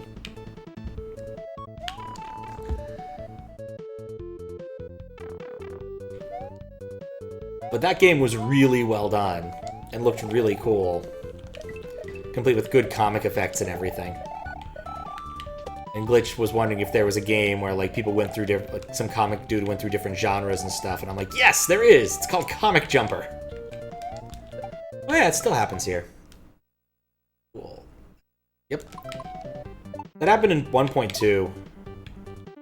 And I was curious if it happened in 1.3.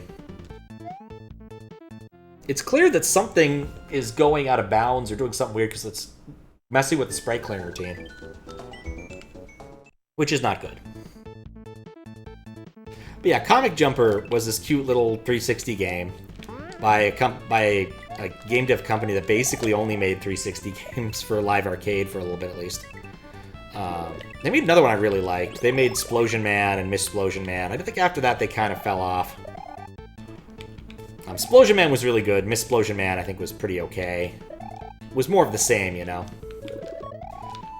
Puzzle platformer. Maybe I'll play it one day. I think I still have it on 360. Just have to be connected to the internet.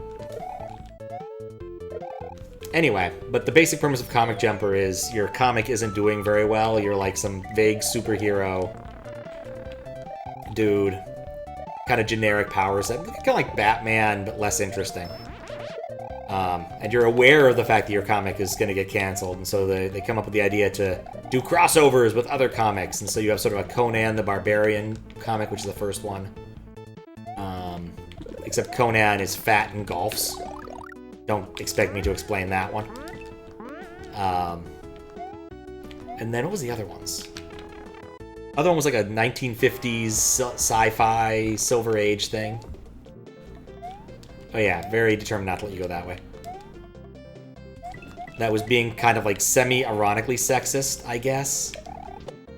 And the, like, villain you fight there is, like, a dominatrix type lady, I think, or turns into one. It was weird. And then finally they went to a manga, but it was like a girl's manga. And so the antagonist to our protagonist, so I forget what the name of our protagonist is, but his antagonist is Brad, who's honestly pretty awesome. Even the anthropomorphic star on our protagonist's chest believes that Brad is awesome. But he gets turned into like a Bishonen type. And there's also a weird musical number you have to make your character dance along to because he accidentally kills a unicorn. It was a weird game.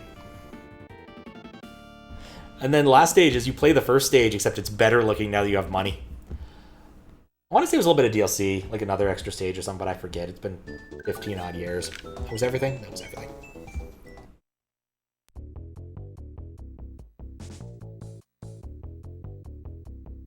Oh, right. It's this. I love being stuck to floors. Also, I forgot to check out the power-up hut.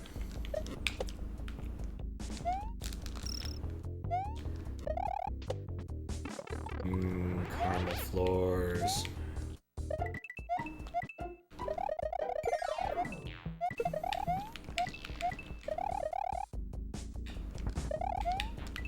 I mean, honestly, it would suck so much. Yeah, there's death up there. Why?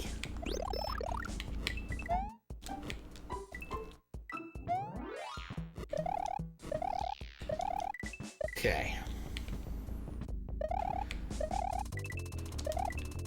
There we go. Newspaper syndication group published an AI generated. Oh, it was Summer Reels. I saw that. It was like the Chicago something or other with a bunch of things that didn't exist. I was kind of sad because I would definitely read The Last Algorithm by Andy Weir, because I do like Andy Weir's books, but unfortunately for me, it doesn't exist. Oh, yeah, I need a sandbag anyway. Like, absolutely insane. It's one of those that, like, if an editor had taken a quick look at it, he could have said, that doesn't seem right. None of these are real. What's wrong with you? Like, I definitely blame the editors of these publications pretty heavily for this kind of nonsense. Because, like, this is what your job as an editor is to do. It's to check up when people are doing something that is wrong. And they seem to be very bad at it. Oh, I gotta do this like 3 times. Do I want to do that? I guess we'll do the top part first. Ooh, and 1-up. Ooh, a piece of candy. It's so weird to see these in, like, a hack. No one really ever uses these. They usually make their own bonus rooms. Yeah, I don't actually know what Andy Weir is up to. Like, I feel like he should be up to another novel by now, because I feel like Hail Mary came out, like, 2021 or something. Not sure what kind of cadence he's on book-wise, but, like, it feels like it's about time for him to produce a new one.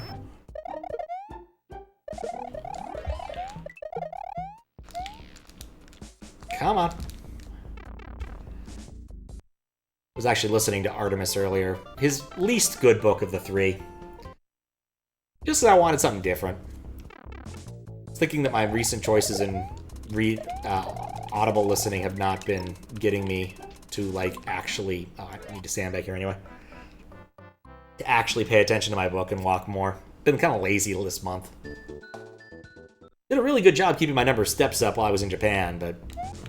I was kind of like, today. Just very And then I was like, you know what? The solution to feeling is just to go outside and get some fresh air. And it was.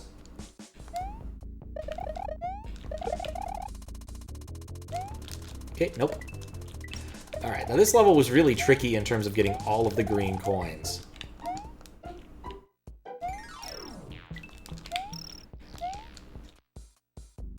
I also had forgotten I can do that. So this is probably why it was really tricky, is because it was designed around actually using your bonus powers, which I have been derelict in doing. That was my solution to the last one.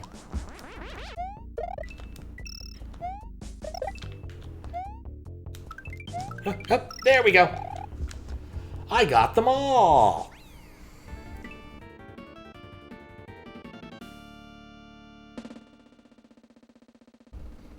Yeah, I think I can actually finish this month with an appropriate number of steps. If and... That was everything, right? Yep, cool.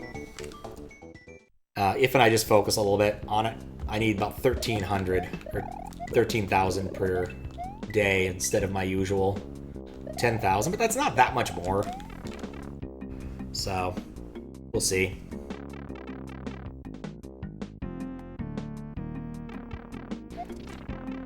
Man, the HDMA effect there is weird looking.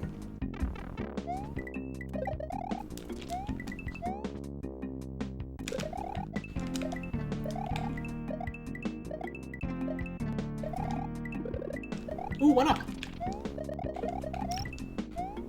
Oh yeah, I went and checked that last time, so I was really certain there had to be a secret up there. And there really wasn't. Or was there?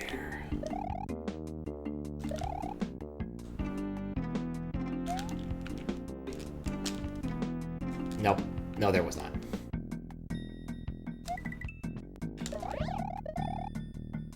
There's ground there for moles, though. And those donuts still remind me of the donuts that are in Commander Keen. Still kind of wondering if those are a lingering thing from, like, if these have been used... These came from Mario 3. Because they're like the underwater donuts, weren't there? Yoshi, come back! Oh, nuts. What's up, Blueberry Bunny? How you doing? That reminds me, I should fix the graphics. Let's just do that. What have I got? Gotta refresh this page so I can actually interact with it. Doing good? Nice. 49%.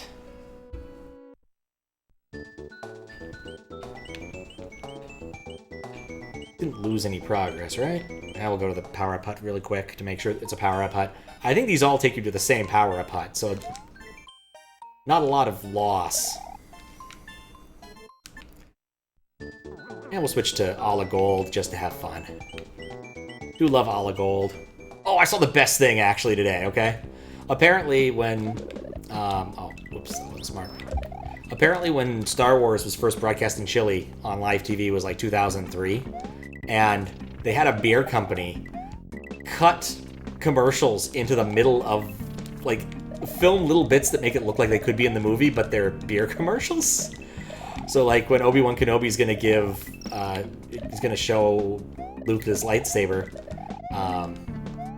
instead of him opening the chest and getting the lightsaber out, there's an interstitial cut of him retrieving a beer and it playing a little jingle. And they did this like 5 or 6 times, and it's legitimately hilarious each time. Like, I almost want to watch a movie. Don't know what's real anymore. You know, I went and looked this up. It has a page on Wikipedia. I think it's actually legit. LucasArts sued them. Lawsuits are real, at least. But yeah, I would agree with you normally. Is like, that sounds like some AI bullshit. David Bowie ran an ISP for 10 years? I mean, the thing is that back in the dial-up days, running an ISP was actually a fairly easy thing to do. It was like a little cottage industry of people who would, like, make kits to help you run your own ISP. Like, it just wasn't that hard of a thing to do back then. It took some front-load investment, but it was a thing. That's why there were like 1 million of them. That's interesting. Wait, what? So when I'm in star mode with a Yoshi, I can't actually hurt these things. What if that's intentional? Kept the Yoshi. Was it worth it? Not really, because I'm gonna have to sandbag in a minute. Wasn't that fun? Oh well, goodbye, Yoshi. Exactly what it is. It was a contractor that made it work. Yep. It was probably like I'm just going to invest in this as a gag, or maybe have my friend do the actual work running it. Because I doubt he was actually involved in day-to-day operations. It's the kind of thing, like, I could totally see, like, if I had an excess of money and I had a friend who was like, my kid needs a job, I could totally see me like, well, why not? It can't hurt. We'll invest in your kid. At David Bow. You know what? That's not bad. Like, that is legitimately not bad.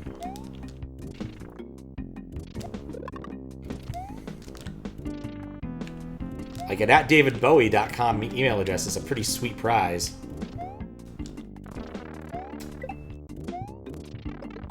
I keep thinking those are real and they're not weird ones.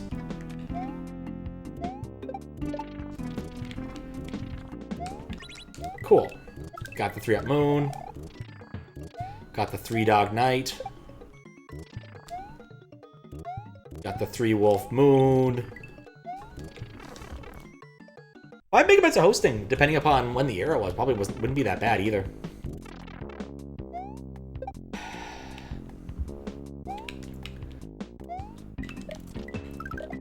Like, when people would complain about not having enough space for their, like, websites, it usually was because they had a lot of image files. Nowadays, of course, I frequently upload JPEGs that are over 5 megabytes in size, but it was different back then. Why it was different, I can't exactly elucidate, but it was different back then. Trying to do this kind of thing reminds me of playing Mega Man X, where you could kind of get away with this. Yeah, it wasn't uncommon for people to, like, string together multiple free web hosting things for their entire website if they had, like, a really big idea. Oh, balls. Ask your uncle and have an email at pope.com. Oh, that's pretty cool. How you doing, Weregoose? Does he act? Is that actually a thing?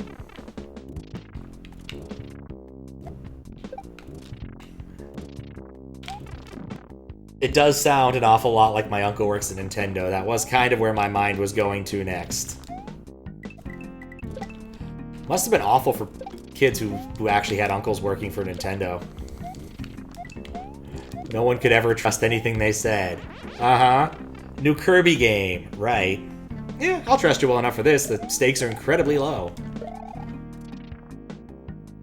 Like, if I'm being swindled here, the worst that comes of it is, oh no, I've been swindled here.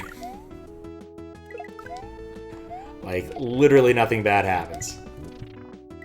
Plus, an awful lot of people got in really early and got, like, weird email addresses, or not email addresses, domain names that you would expect to have been taken already. There's, of course, the very famous, oh, I don't want to see any more moles. They're so annoying and nosy. It's true. I agree with you, Flower. Circle gets the square. These things are worse. But, the infamous WhiteHouse.com debacle, where children exposed to the internet for the first time would go to whatever they could think of .com, and it turns out that WhiteHouse.com was a pornography site. And that was a problem. Have your name as a domain, but you never set up email? That went around your school's library? I think it went around everyone's school's library at least once. Yeah, I actually do have my, I actually do have patcdr at patcdr.net. It was one of those. It felt like the right thing to do after a while. I think it's documented somewhere. But I pretty much just use it for, like, Twitch nonsense, as opposed to, you know, like, general business. That is so messed up. Yep. The teenager in the register FSN as a teenager for your off-site computer service. Except for fast service now. You're having a stroke? Hope a stroke of brilliance. It was not, in fact, a stroke of brilliance. Dang it. No, that pipe goes up.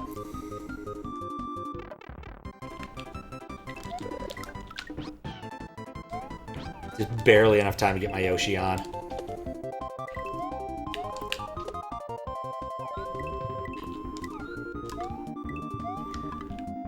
Okay. I can hear him. I don't know why I can hear him.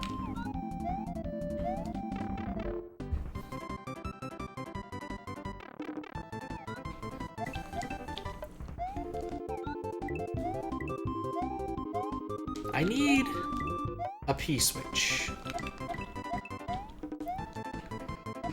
These little critters, yeah, they're HOPPYCATs, right? Something like that? I forget what they're actually called. Oh, God!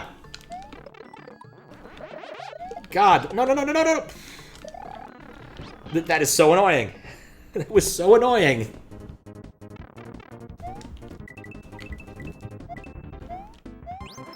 It was so annoying. I'm just gonna eat all of them now. Found them in the Kaizo hack, Pipe City. I mean, I'm pretty sure they're an off-the-shelf critter from SMW Central. I just don't remember what they're actually called. Like, I'm pretty sure they're in, like, one of the new Super Mario Brothers type things. I know I saw them in, Odyssey. Or not Odyssey, Wonder. I just don't actually know what they're called.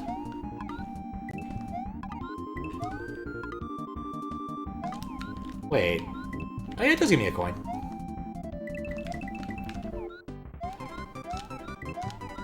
Doop. Wonder added? Are you sure Wonder? I swear these things existed prior to Wonder. Like, I'm pretty sure I saw them in, like, Maker 2. But only the 3D stages. Oh, yeah. Nope, nothing up there but HDMA effects. Wait, if I take a Yoshi out this way, do I get to keep him? Skip Squeak. Oh, it's a different enemy. Okay. First hack you like tools, a very fun hack. Used elsewhere, yeah. A different enemy. Okay. That's fair. That is fair. Things make more sense now.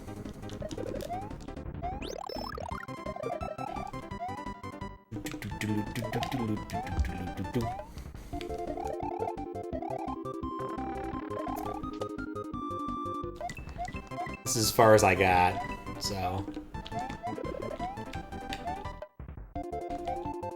But they're very similar critters, is all I'm saying.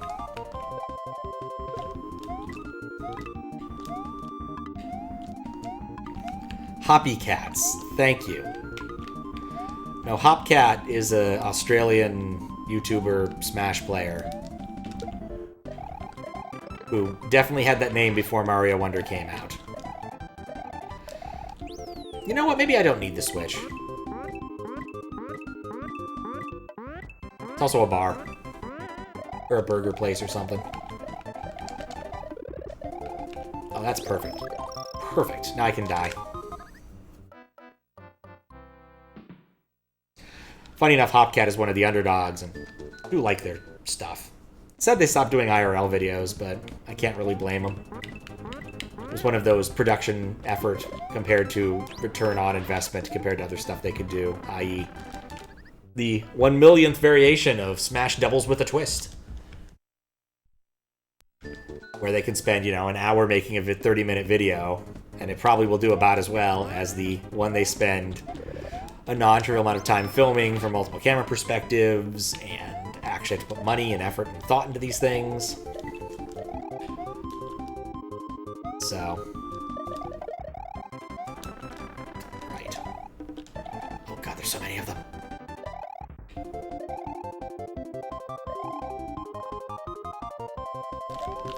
Okay, good. Not so good.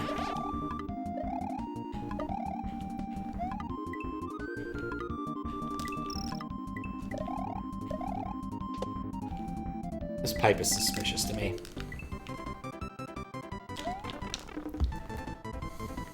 Have I gotten the moon in this level already?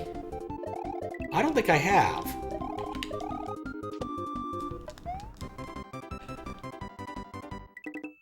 Alright, gotta see if... okay.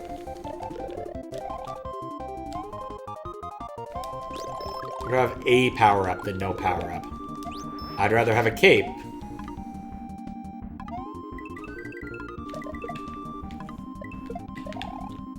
Well, here's the conveniently placed... It'd give me a cape. Now, I think I could take off from here, so we should check up here. Guess not.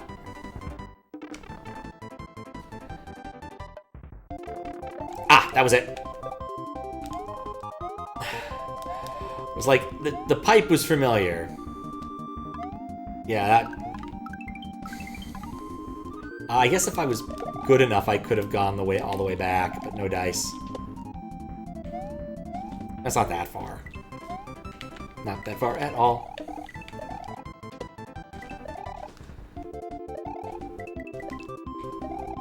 Oop. Okay. Oh, that's the level.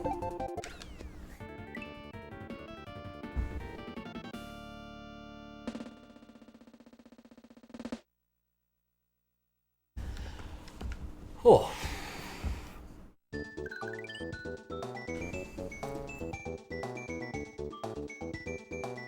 Okay, so yeah, those things didn't happen until later.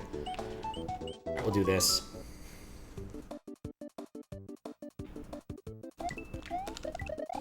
This is Neapolitan donuts. Last time I played this, I did an Albuquerque bit. I don't know if I want to do it again. Feels derivative of my own self. But I do like Albuquerque. Did see Albuquerque as a Rhythm Heaven game, which did look pretty funny. The guy, it was the Karate Joe, I think, was our protagonist. Legitimately seemed pretty well done. Just a mixture of pre-existing assets. So not like 100% original, but also, I imagine it's hard to be 100% original. It is definitely a weird-ass song to have missed as a Weird Al Yankovic fan. Like, if you've ever seen him in concert... Well, I don't think he actually does it in concert all that often, but I've seen him do it in concert at least once. And it is amazing. Absolutely amazing. Alright, I'm gonna go with no, I don't care about that particular pipe.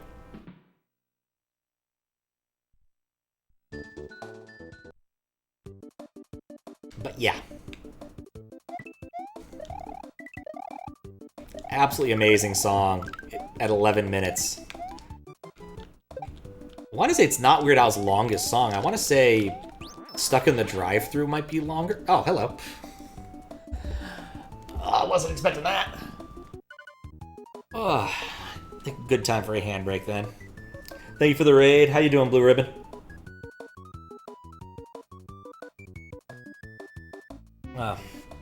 What's up, Cecily? We're just redoing a moderation, because I screwed up bigly. Played the entire hack on the wrong version. Well, 2/3 of the hack on the wrong version. Oh, thank you for the follow. Enjoy your fish. Cool, Yoshi. Oh yeah, it'd be nice if I could. I don't think he's in this level, but we could backtrack a little bit. Yeah. These things happen. But somehow I managed to grab version 1.2 after the first session of it. And so I have to go back and redo because the changes Bandicoot made won't be reflected in the version he didn't do. 2752. Oh, that's the Stuck in the Drive-Thru? All good, was looking to stream and saw him. Yeah. He's a pretty cool Yoshi. Won't deny that. Alright. Oh, I know where the moon is. That solves some problems. So this is a banjo. Dag nabbit. I needed to keep my cape there. This is a Bandicoot hack, which means it's a bit of a collectathon. You need all the dragon coins. I don't think you need all the moons, but I'm getting all the moons because I want all the moons. Oh, Peter and the Wolf. Okay.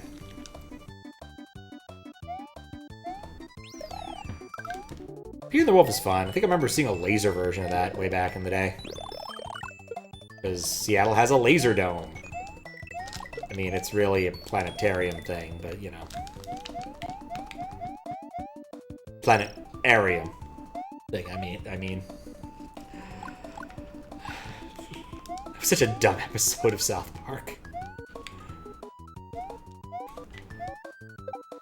The premise, of course, being that the... Oh, did I...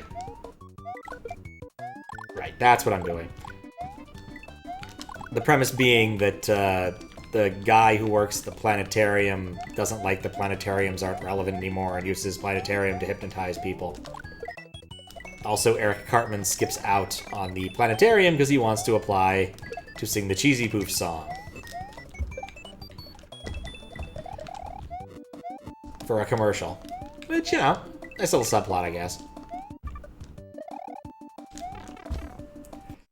Played a bit of Maddie's No Hack Masterpiece and got 10 exits. Nice. Guess first shoved have gotten 12 minutes for in a 2-hour speed. Yeah, fair. That's the thing, though, is you can't compare yourself to people who are really, really good at Kaizo sometimes. I think I picked up a hack that Eldad had finished moderating, and it took me about 5 times longer than him. This was a while ago, and I was like, I am 20% of an Eldad. Which I thought was at least funny, but, you know.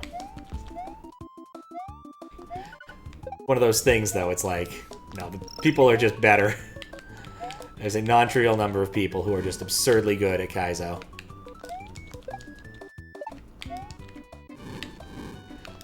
I know I've missed the moon. I know where the moon is. I'm just gonna beat the level so I can start select.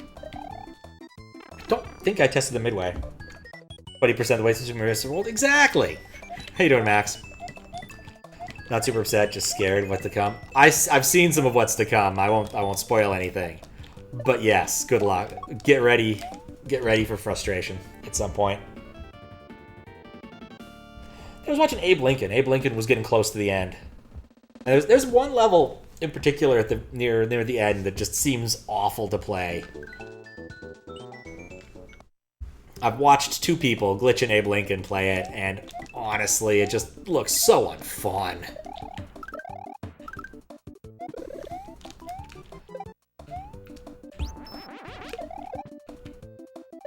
So, can't all be winners, I suppose. Okay, so I need to be careful here. Because I need to fly up here. I don't need to fly up here. Where do I need to fly up? I swear I saw some coins in the sky. Must be over here. Yeah, those coins in the sky.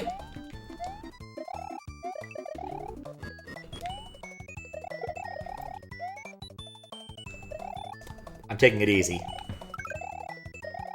I go into SGQ. I'm out like 80% sure I am. I have yet to get a hotel or anything. I did notice from the other Discord that there is now hotel space, which is lovely. Which definitely makes me more likely. I was looking at other combinations of hotels and things and be like, oh, that seems like it'd be a drag. But if there's a little bit left, and I should get on that sooner than later, then it makes more sense to do. Not full. Oh, you're not fully spoiled, but you watched essentially enough that you didn't take any heart. Gotcha. So yeah, I'm probably gonna try to put that together tomorrow is my plan. If I do come up with a full plan for that. But yeah. Definitely think that if I do, I should show up earlier. I don't want to miss Plumber's... say Plumber's Network Ties. Plumber for All Seasons. Because I love Plumber for All Seasons. It was bad, and then you called, and it was just open. Yeah, they probably had, like, a block set aside initially. And then changed... Oh, nuts! And then changed, I could have done that the whole time. And then added more because of just asking. Very possibly. Because, like, I definitely played around with some stuff and did not get much out of it. So I should definitely make that decision, like, after I'm done streaming today, really. Realistically.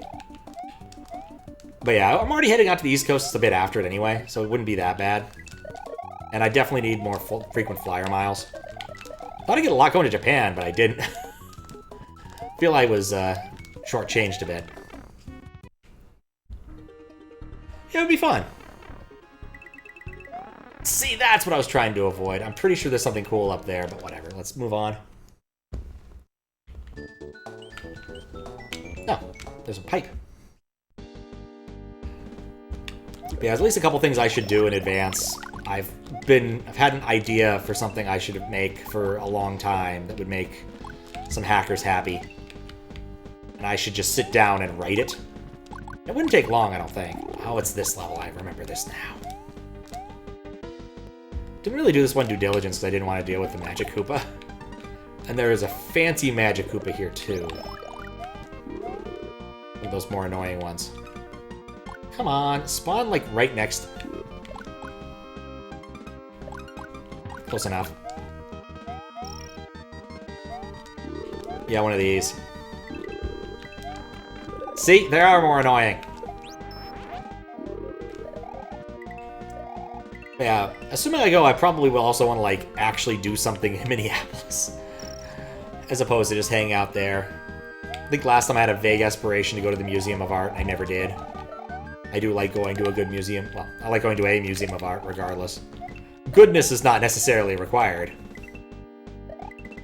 There's like a Baby Metal show going on, so it'd be like, that would be worth looking into. Because Baby Metal put on a good show, provided you can actually see the show. That was my sister's complaint when she saw them in DC, was that she couldn't see them because they're short, and because it was a floor show.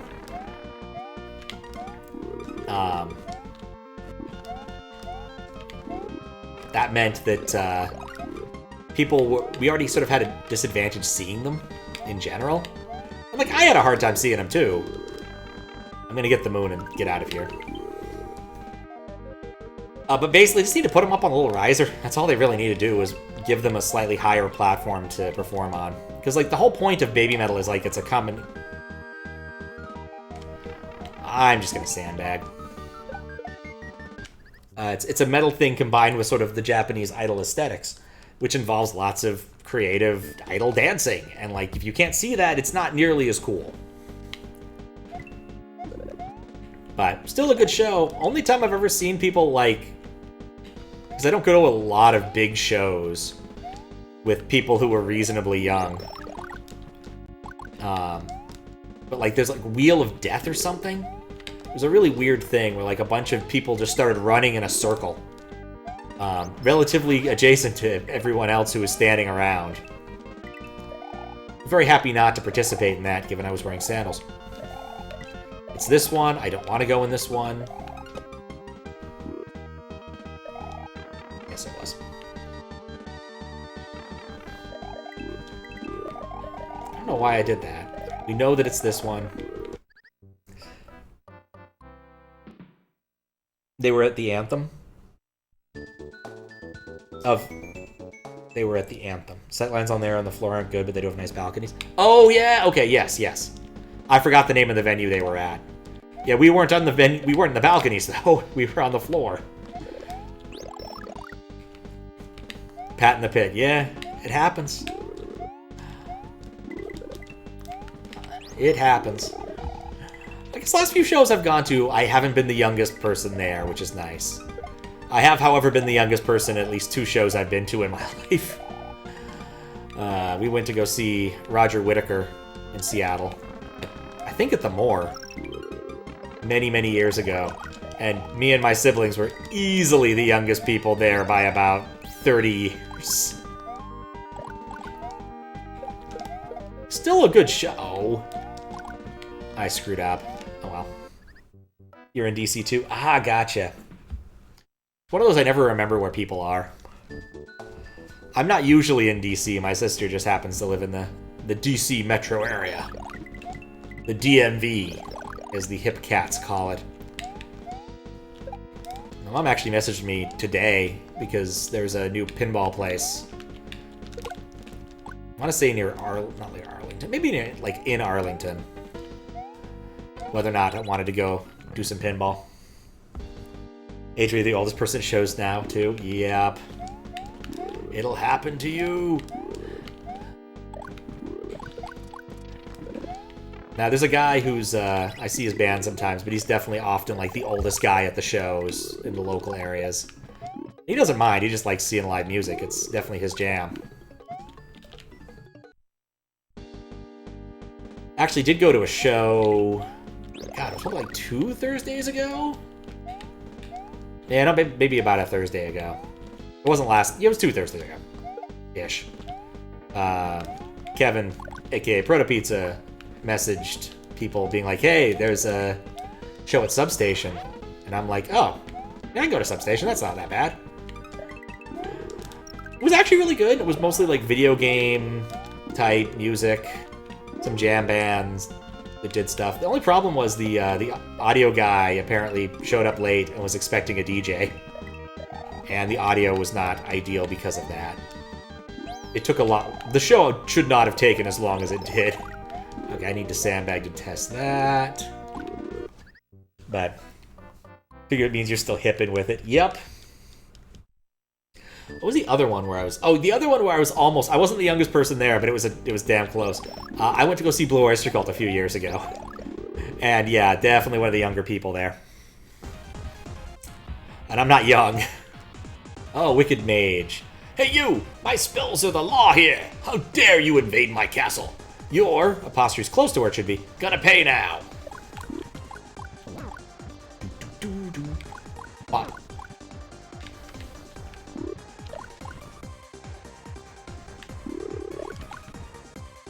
Let's wait for you to spawn somewhere friendly. There's no point in running across the room.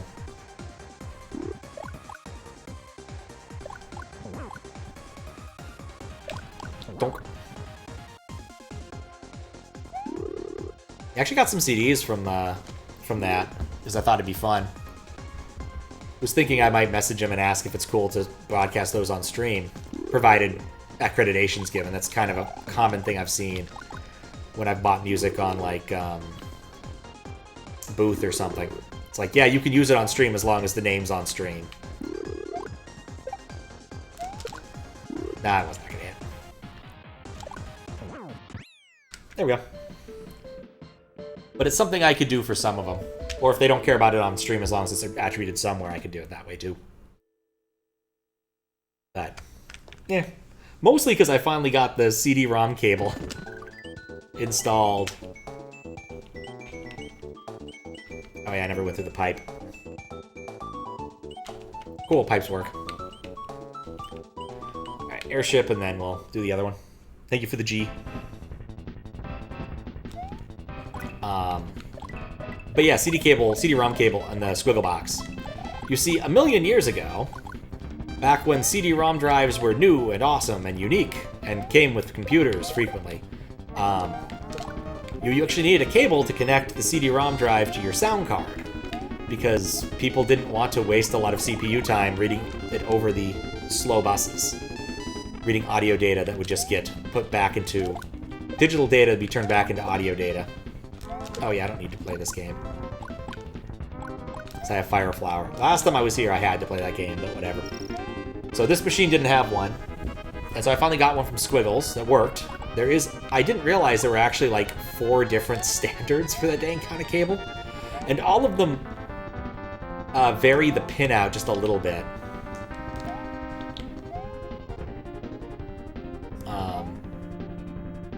Oh, interesting. There's a wall here. Usually the order of the ground and left and right pins. There's at least one where there's only 1 ground pin. How wacky. You don't really need 2 ground pins, but they give you the option, which is nice, I guess. So, got this one right, it seems. I never checked to see if left and right were correct. Guess I should do that. Put in a CD that I know is a stereo CD and verify it. With different left and right channel things. And verify it against a different... Verify it against like a YouTube video or something. Make it easy on myself. Should've done that when I sandbagged. But yeah, I played through Dark Forces 2 without the sound for a decent amount of time because I didn't have this cable and didn't realize I needed it. If I'd known I would have got one, I would have gotten one from Squiggles earlier. I think I actually did talk with him about getting one from him a while back and then never followed through. So, to some extent, my bad. Why did I do that? But, But yeah, it fixes the CD audio for some games. So if I wanted to, say, play Cyclones now, I could do that. Because some games just stream audio directly off of CDs, because why not? It's free-ish in terms of resource usage. Especially when the CD cable's involved. Now, to be fair, for some CD-ROM drives and some audio cards, you can actually say, no, I don't have a CD-ROM cable, please read through and do that, which is slightly more resource-intensive, and on the Squigglebox would not be an issue, probably, because it's an insanely awesome computer for a Windows 98 machine. But I also don't mind having the cable now, so it's important. Also, I finally beat Baldur's Gate 2. Still happy about that. It took me almost a year, but it's done. It was a really good game, but very long. And clunky. Like, you really had to get into the mechanics of the interface a little bit, and also just in general, like, you're playing what is effectively 3.5. Slightly different 3.5, but mostly 3.5. I missed the moon. Gotta find the moon. But we'll fight Boom Boom first. Jobin Boom Boom!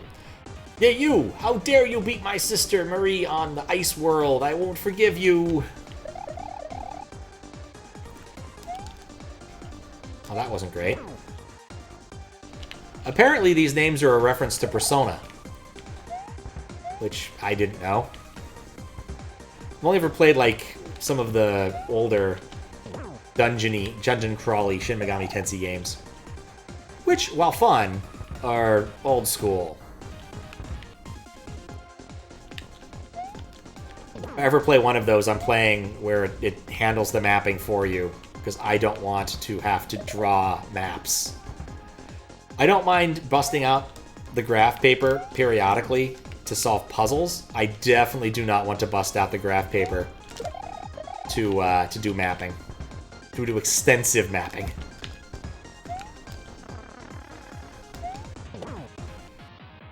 Like, that's just a little bit too old school for me.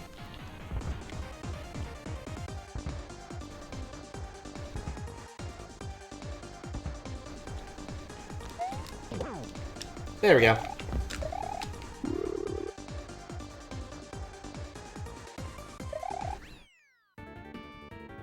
Double check that I checked the last checkpoint there.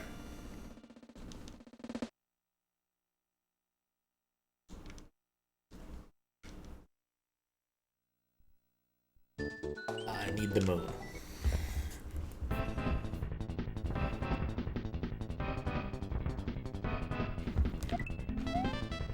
Okay, didn't put me there. I want to say the moon for this one is... You get it? There's the moon right there. I initially thought it was a Yoshi coin, but you just have to get up there. Speaking of ways of getting up places. Nuts. Good enough. Can I super jump up there? Yes.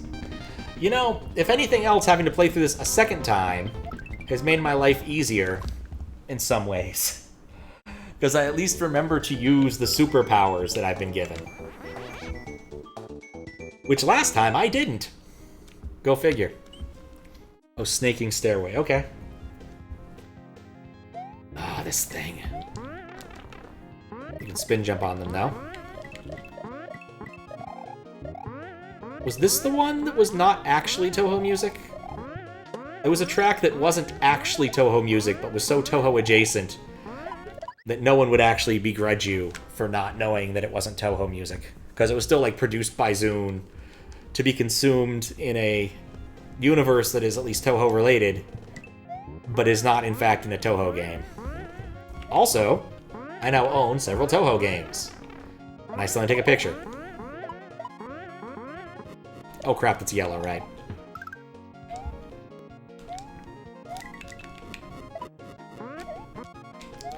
Yeah, Super Jump makes a lot of these things a lot easier. I didn't check them.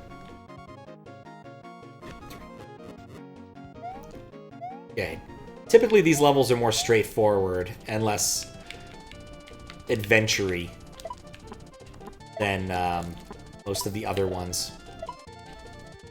Because they're the Star World special things.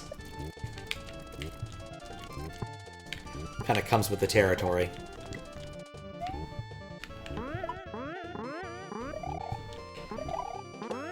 Oh god. There we go. Midway! Again, as a piece of information for people who are not used to moderating. Moderating means a form of quality assurance, and one of those things is making sure midways work and don't soft lock you. You would be surprised how occasionally that comes up. I was gonna say how often, but in all honesty, it doesn't happen that often, but when it does, it causes massive problems. It was a really good one many, many, many years ago. Mostly remember because Fawful reset my game partway through that moderation, and I lost some progress. But there was a castle level where the idea was that you would respawn on top of a falling platform, but the falling platform just did not consistently spawn out of Midway. And so you kind of could just get hosed. And by kind of, I mean whenever you respawned, you got hosed. Didn't see it. Oh, and where's the moon? This isn't a dodge all the... This is a dodge all the coins moon, isn't it? Nope! Yeah, I didn't see the moon. I don't know where the moon is.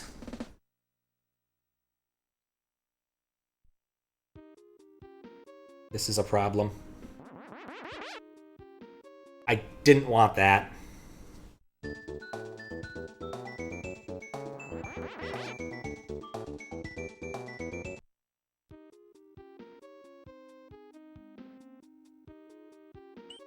Let's be smart.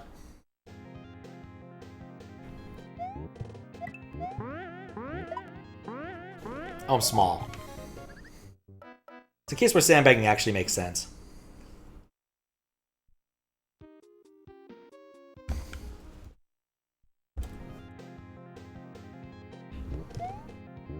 Because you always get a free mushroom every time you enter a level in this. It wasn't like a thing I had a choice on either, like it just does that. Provided that you leave the level with a mushroom, or don't have one on the world map. I don't really understand how it works, it's kind of weird, because if you finish a level small, you don't get it back. But if you subsequently die, you do.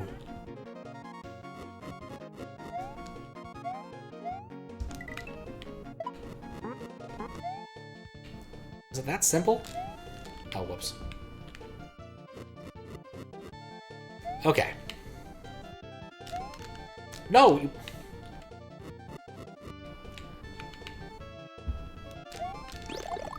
No, it wasn't that simple.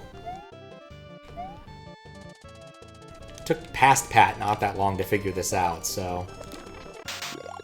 Really thought that that would be fine. Snake blocks and other sounds don't work so hot together sometimes. Okay.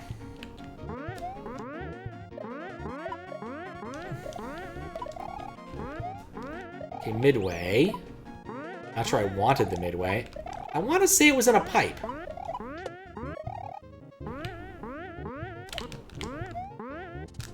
Yeah, it wasn't a pipe.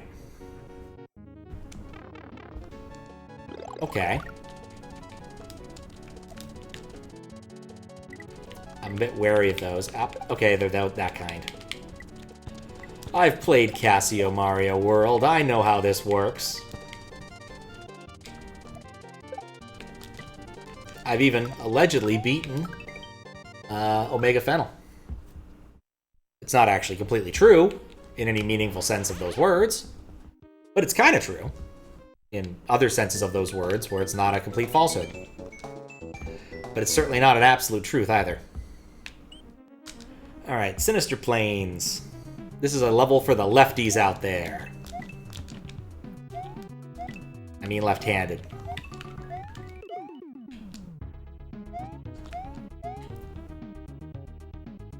Technically correct is the best kind of correct. It's true. God, the bureaucracy episode had so many good lines.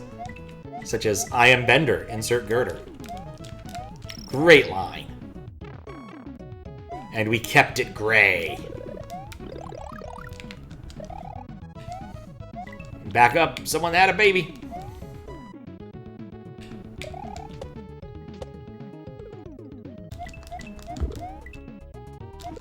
Okay, P-switch. I'm doing this entire gimmick terribly wrong. Oh, I have too many choices. We'll do this one first. Alright, well that works. Bring me the forms that needed to have her taken away. Yep. Oh, there was this.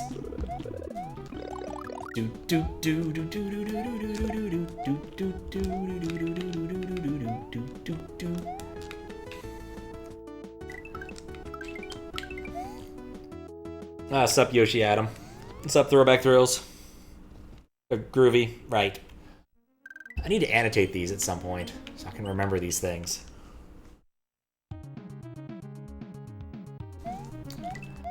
Oh, man. Back when Futurama was quite good. The later seasons didn't work for me. Even the most modern one, I'm like, man, you're still making fun of crypto in, like, 2023. Not that, like, crypto doesn't deserve to be made fun of, but, like, it's like beating a dead horse at this point. I might as well tell jokes about Bill Clinton getting blowjobs. Like, just, the joke is past its expiration date. It was an awful lot of the last late Futurama series to me. Doing good, playing 1,000 Year Door, nice. There's a Yoshi coin here. Or maybe a Tanya Harding joke. Those were relevant in the 90s. That's kind of the problem, is like, if you're not parodying, like, old school Star Trek, and instead doing the more modern stuff, it just doesn't last as long, it's just not as funny. Timely humor only works at the time. It's one of the reasons why an awful lot of Weird Al songs only kinda work. Well, an awful lot of them still work, right? Like, what am I thinking here? Like, even something as stupid as My Bologna still works pretty well, because the point of it is food. Not a specific moment in time. Broadcast news? I forget the exact name of the song, but he has one song which is just like, here's a list of news stories of interest, and it was the Bobbitt story, wherein an angry wife, oh dang it, cut off her husband's penis, which was in the news for a while, and the Tanya Harding thing, and then that kid who went to Singapore and took along some spray paint and got caned. On one hand, since he was an American citizen, he probably shouldn't have been caned. On the other hand, he brought spray paint to Singapore. Like, they cane you for spitting chewing gum out on the ground. They just love caning people. If you ever wondered what the whole Bart Simpson episode about booting was kind of about, it was kind of about that. Same basic sort of premise, but with, you know, Australia being a much funnier place than Singapore. We got the moon. I'm just missing the dragon coin. I'm no longer missing the dragon coin. But yeah, an awful lot of Weird Al songs maintain their kind of enjoyment factor even long after the song he was parodying ceases to be relevant. Like, Fat is still fun. It's a good song. Bad? Still a good song because it's Michael Jackson. I guess the Nirvana song is a little bit less useful. Because again, Nirvana as a cultural thing is kind of faded. Ow, I thought it was safe there. No, it wasn't. That was dumb. All around dumb. Virus Alert? Yeah, Virus Alert was also timely. In the sense that it's no longer funny. We generally don't get nearly as many virus emails. I guess we kind of do. But I do love your iPod will only play Jethro Tull as a horrible thing that could happen to you. Because you know what? It could be so much worse. You could do so much worse than it only playing Jethro Tull. Of course, any of those jokes about what would be worse are pretty much also just as timely. Oh no, it only plays Rebecca Black. Oh, that'd be so much worse. Yeah. Though admittedly, I do have a song that would annoy my friend if his, like, he could only play that and it would be Pac-Man Fever, because apparently no one likes Pac-Man Fever. Scan Me mails are still yeah, they're still there, but like the whole like virus Trojan thing isn't nearly as big. It's now just like ransomware. Place creeps me out. Where are we? I want my mom. Oh, I didn't do this smart. Especially as I need to walk back. But the era of viruses doing funny things has just kind of ended. All major types of scams? Yeah. But like the era of like, I'm going to download an exe from my email and run it. And then, oh no, love letter for you, virus does something at least funny as well as destructive. Doesn't really happen anymore. Same place. Same place. I'm gonna get my power up though. Like, DOS viruses did a lot of funny things that were, like, at least interesting, as opposed to merely, lol, we've deleted your hard drive. To be fair, that also frequently happened. Oh, I remember this now. You could only get something that I needed in this level after getting the Blue Switch Palace. And I couldn't see the block very clearly because of the background and HDMA stuff. This place, it give me the chills. Only those with rhythm can survive and get out of here. Resonware. I'll admit, Resonware as a conceptual concept is a lot funnier. But it's also not, like, real.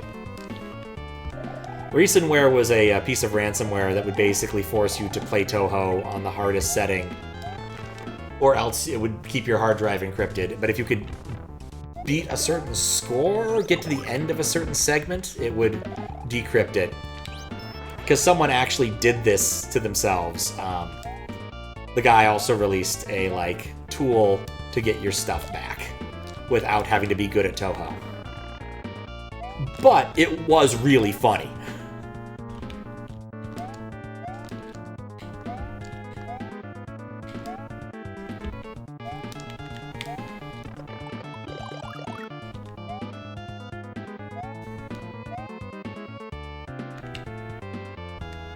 But yeah, like, old DOS viruses would, like, play weird music over your PC speaker or create a flame effect on your screen. There was an awful lot of, like, demo scene overlap. So you'd get weird things. Oh, this one. This is another coin one. I cannot do cheese for it. Probably should have just sandbagged there, but the level comes with so much.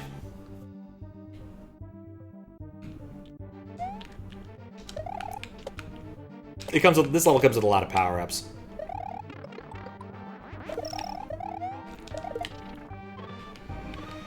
Oh, Boo Cloud, how do I hate thee? Let me count the ways.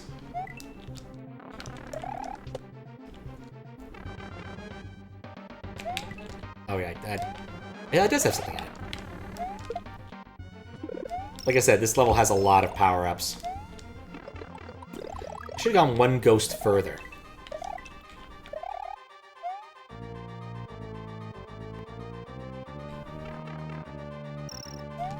Mistakes were made.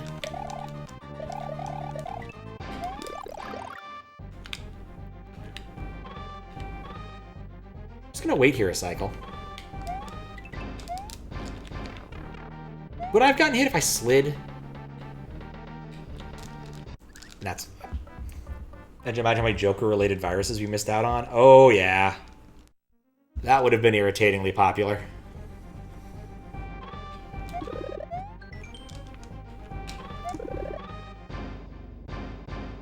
But thankfully, we don't have to suffer that.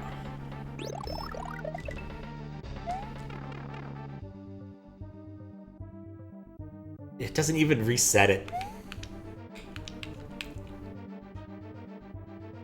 But yeah, I need to remember the coinless paths. I have to redo this afterwards to get the moon. This is like the one mechanic I really don't like in this hack.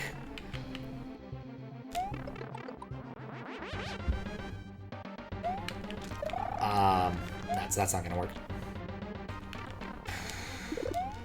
Is the combination of the dragon coins and the moons that require you to take no or to take to get no coins along the way.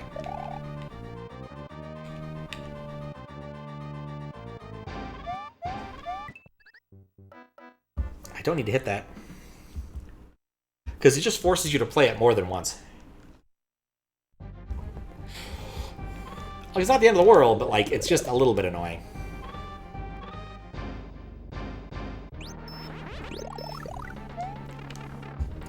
I don't think of any other like really funny viruses. We actually had a problem with the stone virus. One of the floppy disks we had it, but it also had like some fun game. I forget what game. It might have been Commander Keen. It might have been Hunt for Red October, which admittedly wasn't much fun. We never did figure out how to actually beat the game. I figured I would actually look this up now that I'm an adult and have access to things, and figured I'd be able to find that information like in a manual or something on archive.org. The manual for that game is unhelpful. Like, even knowing the plot of the movie, it doesn't really make that much sense. So, we managed to get all the way to Norfolk once, and then we couldn't figure out what we were supposed to do. We just kind of were stuck. So, we didn't care for that. And it wasn't like it was an easy game, either. It's one of those games where, like, the interface is one of the things that makes it really tough to actually play.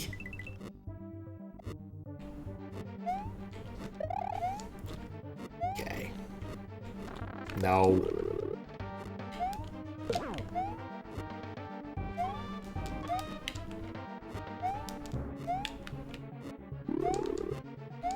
Ah, no.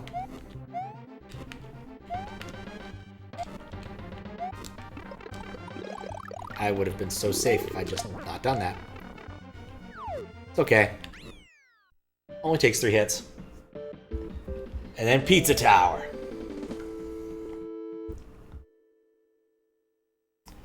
Pizza Tower, Pizza Tower. Thanks to the GG. But I'm not done yet. Gotta get the moon. It's a blue moon, which means I need to beat the level with no coins.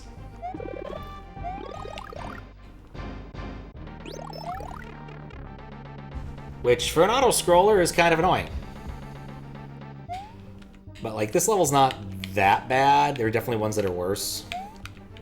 I do like that this particular gimmick falls off the further you get into the game. And like I said, it gives you a lot of coinage. Or, not coinage. Power-uppage.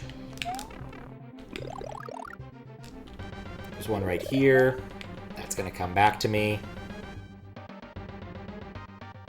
I'm just going to stand here.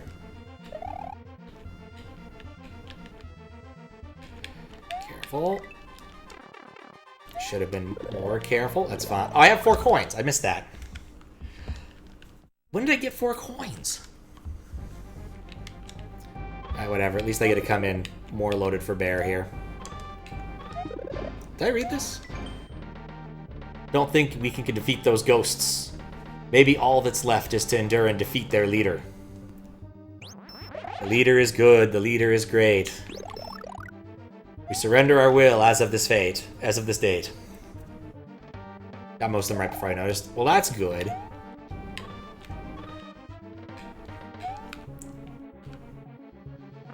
Ow. Never faced an intellect such as his.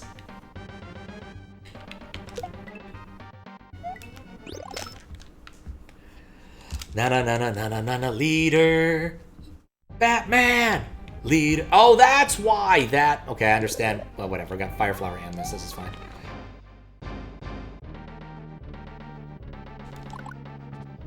Yeah, that's something you don't see in the news nearly as much. Like, proper cults. It's for the best.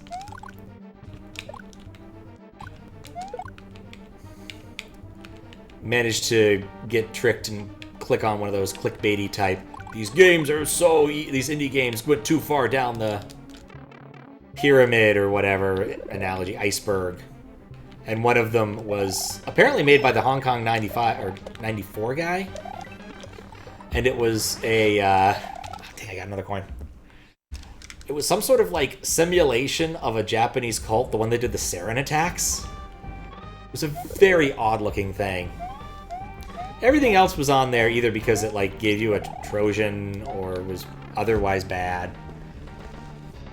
In a pornographic or terribly racist or just very violent sense.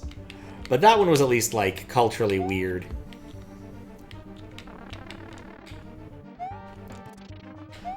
Also, the whole, like, iceberg thing is silly to me.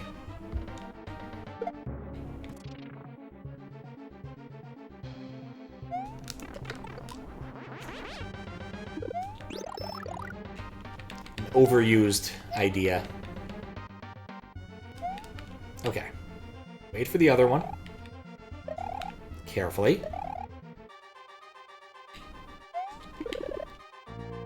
Don't actually need that. I think I'm close. Well, not home free yet.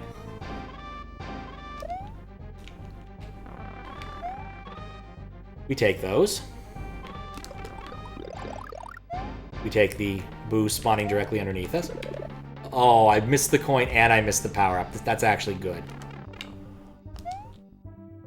That's probably good. That was perfect, actually. Take our mushroom and get out of here. I like them in theory, but they're overused and usually poorly done. Yeah. It just felt like this is the thing to do now, is show the iceberg of lettuce or whatever. Like, I don't blame someone for using the popular framing, but it's one of those things. It's timely. It's not timeless.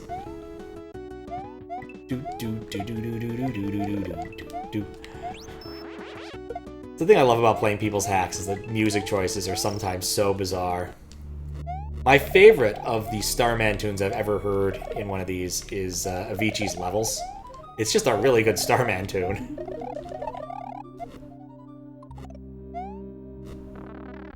Oh, it's one of those. The worst thing I think I ever encountered was a P-switch thing that was the Discord call noise. Definitely messed with some people.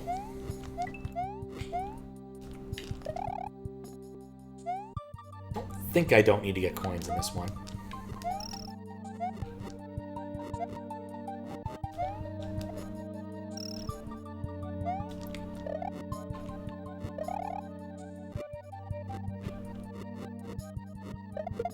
Ah, okay. Oh, there's the other dragon coin.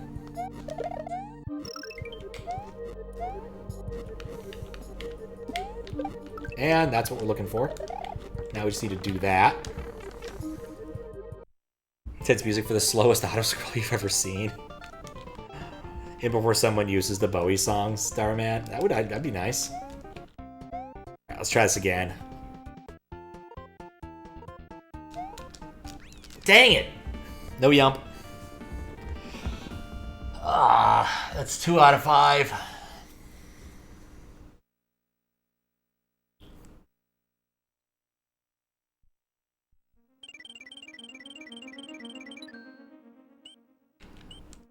Go back to the Boo Block Forest. And get my bonus 1-up. Those are actually funny blocks, because they either give you a 1-up, if you're already big, or they give you a mushroom. It's an odd choice. Not what I'm unhappy with, but it's an odd choice.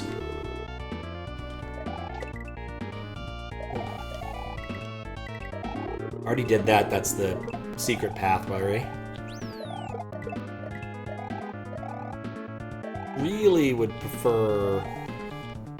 Doesn't matter. Sandbag. What's up, DGMB?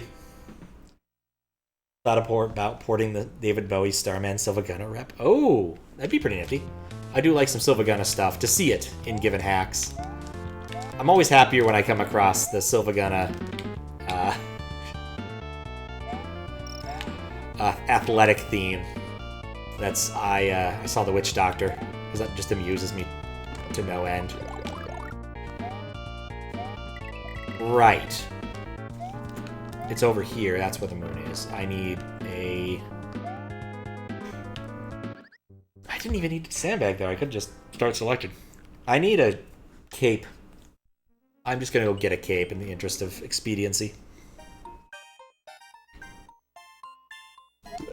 Because I don't want to wait.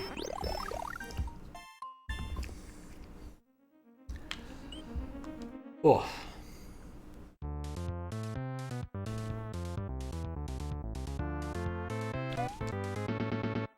I was fooled. Oh, wait. Okay. More of a spin jump occasion. Or spin fly occasion. Thank you, wall clip. I like how this room is guarded against it, but the other one isn't. Oh, whatever. And there. I spent a while the first time trying to figure out what I needed to do in this area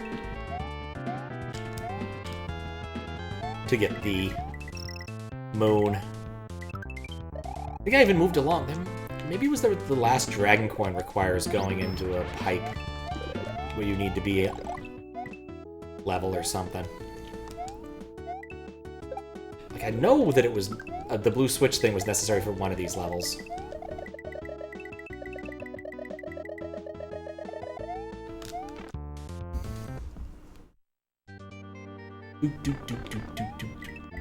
Well, if that's not a sign.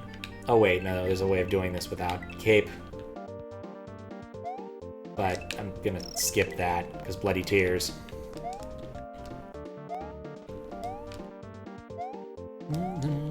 Sylvania birds.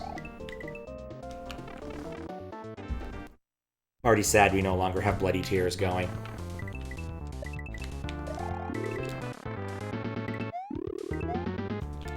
I still like bloody tears, even after all this time.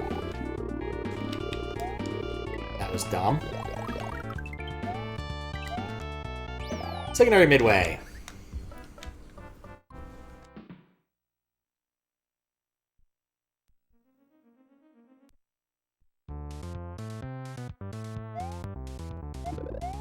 Alright, we got all the dragon coins. I just need to complete the level now.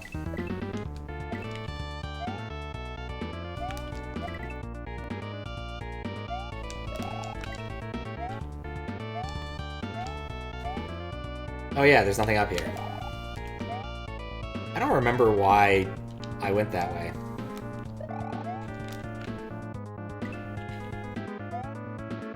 Nope.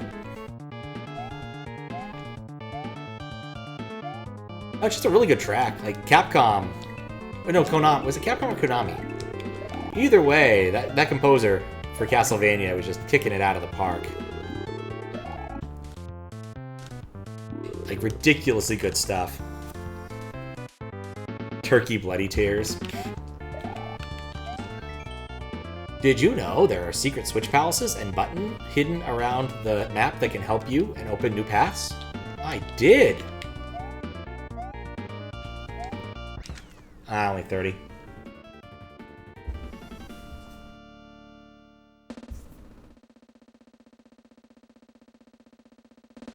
Castlevania music was referenced in Mega Man 7, so it has to be Capcom. Okay. That makes sense.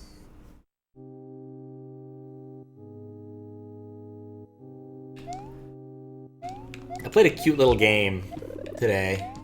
Saw from Twitter that this guy had made. Basically, he had told his daughter he would make a game with the assets she gave him.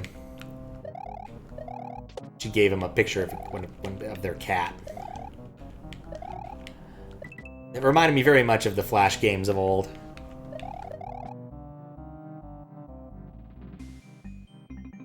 Castlevania is by Konami? Okay.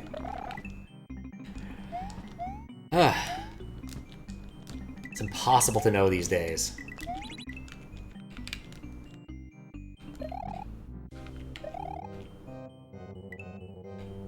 Anyway, it's fine too. But yeah, I was thinking about the Flash games. I guess it's not relevant. So it was going to be talking about about Metroid. Anyway, basically there was a Flash game. There were a couple different ones, which basically had Samus in different video game places, including, I want to say, Super Ghosts and Ghouls. There was another one too, but I don't remember what it was.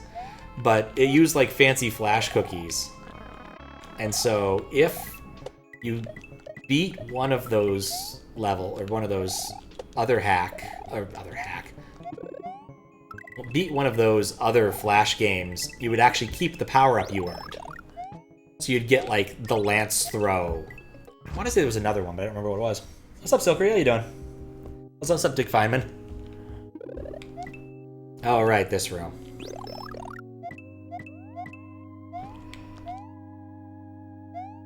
Ghouls and Ghosts music. Yeah, that makes more sense.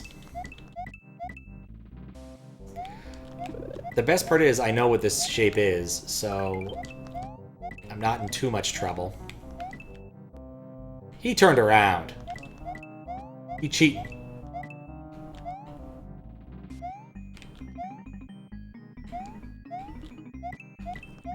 There we go. And out of there. Doing well, nice. Did I end up? I don't think I did. Like, I know how Stretch works, but somehow I still end up getting caught by him. See? He just always wants to be where I am. He's everywhere you want to be.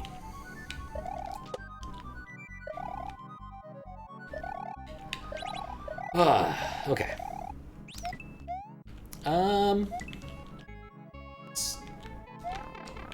Let's do this room first. I'm pretty sure I know what this room is. I am incorrect.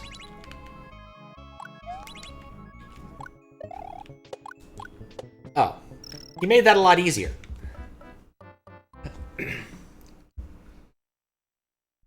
Konami doesn't make Igvania games or Kojima sneaking games. That's how you remember.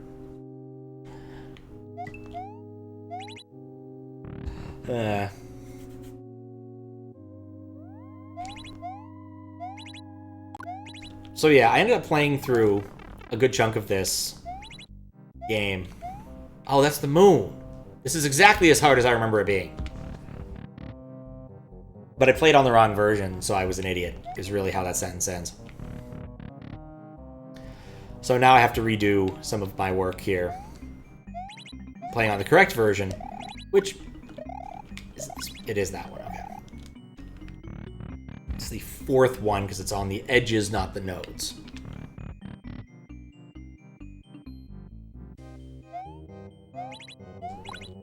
Okay, this is the one I need to avoid. I was hoping if I was off screen. Used to make pachinko machines are ripping off Yu-Gi-Oh players. What I've heard is apparently pachinko nerds in Japan, or at least nerds in Japan, look down upon anything that's licensed to be used in a pachinko machine. That's what I've heard. Is it 100% true? I don't know. But I heard it from a Japanese dude. He's probably right. He's younger.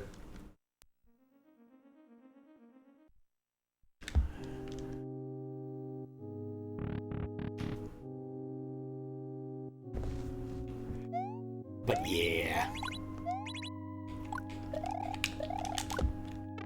It's fine. Dang that low ceiling. I keep getting close, but not actually doing it. Metal Gear 3 Pachink slot graphics are much better and more faithful versus Metal Gear Solid Delta. Even having gone to Japan and played Pachinko, I still don't really get it.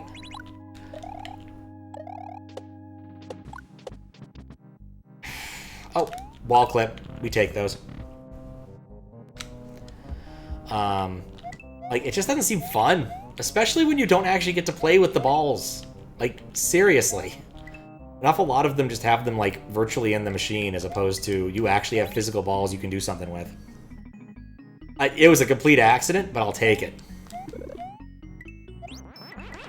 But, like, it's one of those things where, like, I'd play an old-school slot machine, but I wouldn't be interested in playing a newer slot machine, because they're all virtual, and I find that dumb. Like, I want to hear quarters clanging into my tray. I want to have the physical aesthetics of pulling a lever to play slot machine. And the same sort of thing is true if I was going to play pachinko. I want to have there be physical targets that I'm aiming for and whatnot. Like, that matters to me in some way. Yep, I knew that was coming. Look, you can't really talk about pachinko or pinball without sounding a bit stupid. It's just not possible. Like, when I'm trying to give people instructions on how to play pinball, it's like, oh no, you gotta get your balls in control. You gotta cradle your balls, otherwise you'll lose them. Like, this happens. I'm used to it. Oh, I need to talk to the flower. Thank God you're, no apostrophe, alive. I was getting worried over you. I'm missing one dragon coin.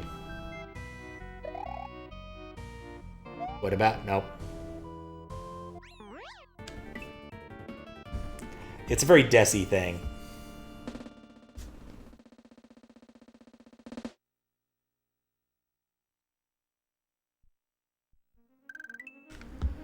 Alright. Stealing my dragon coins.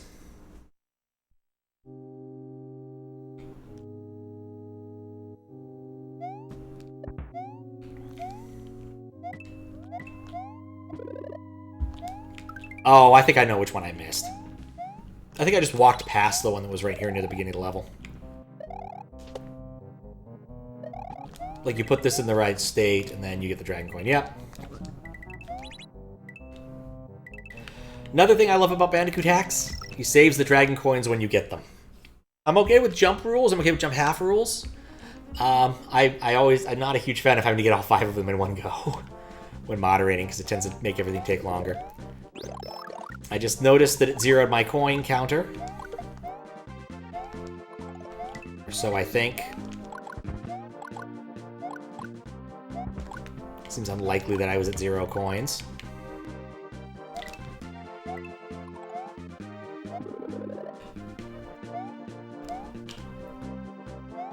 Anyway, Zelda music.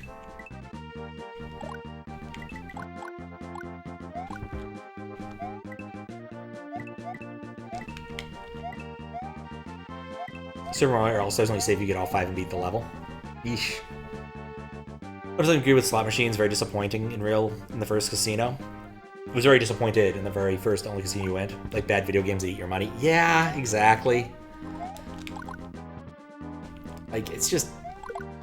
And the way, if you ever watch people play them, it's just kind of awful.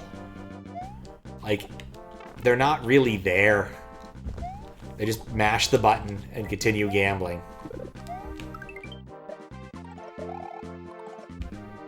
There's not any real latitude of choice. Like, I'm not a big gambler myself. Like, typically when I go to Vegas, and I've been in Vegas maybe 2 or 3 times, I end up just, like, putting some money on a roulette table. Usually someone else's. One time Squiggles told me to go, I owed him like $5. Like, yeah, go put it on red when you're there. So I did. I lost. Now, the funny thing, of course, is that Squiggles wouldn't have gotten anything out of this because he would have, in fact, gotten the chips back. That's what was going to happen. So, was not going to cash them out. He was going to just get like the chips. Would have been funny. But instead, no, just lost $5. But pretty much all of the odds are really bad for most casino games. I don't know why I did that. So when I went in...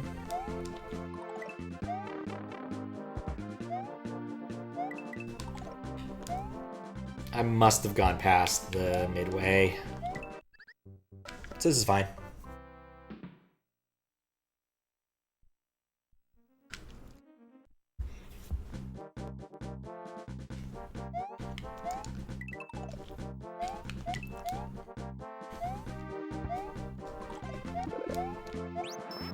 Okay. Need to... Oh yeah, I think this is a dodge all the money moon. I might be able to roll it.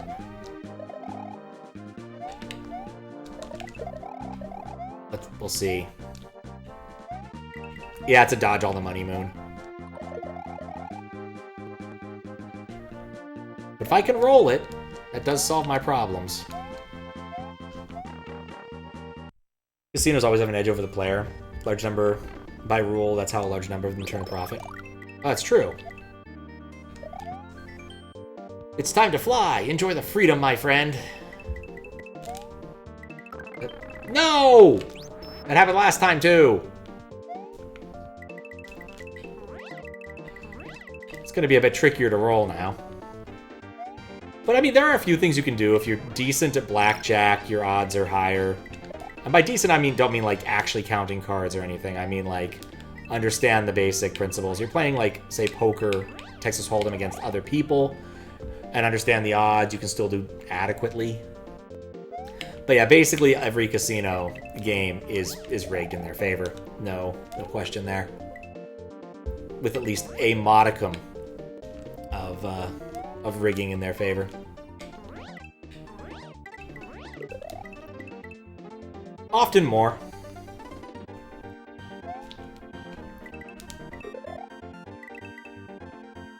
$80. I want to try to get out of here with $90. I think there's enough.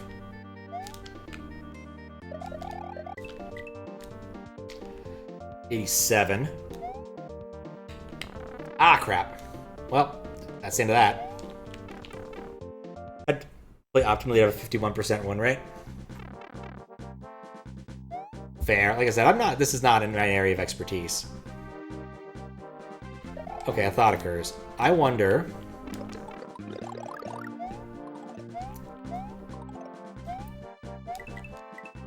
I can get coins back.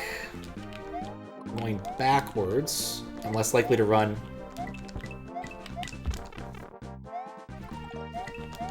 Dagnabbit! Much of a gambler, but it seems more fun if they give you something to do. Scratch-offs are fun to lose money on. Yeah, I can see that.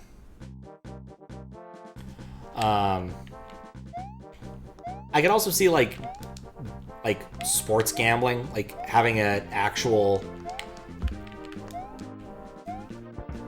monetary incentive to want your team to win is kind of nice, but also, like, eh.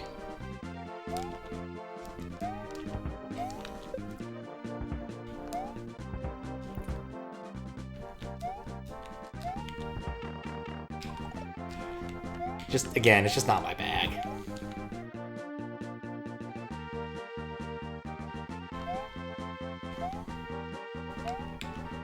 Oh, that's how you're supposed to do it. Okay, 100 coins. Don't die to him. Don't die to him. Boom. Remember that the casino has more money than you do? That's always true, yes.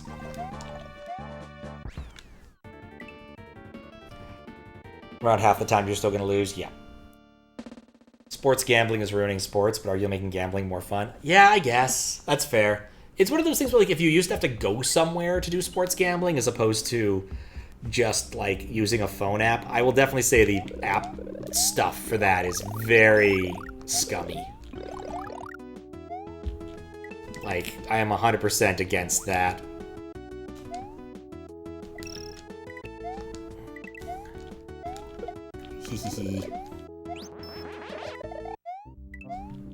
Definitely abusing the people with the least self-control and all that.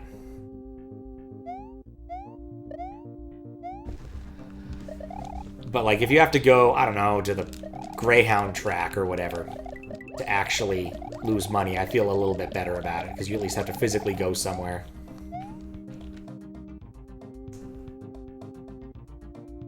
Problem is the buy-in all the leagues are having now. I don't watch enough sports to know. I'm curious about that, though.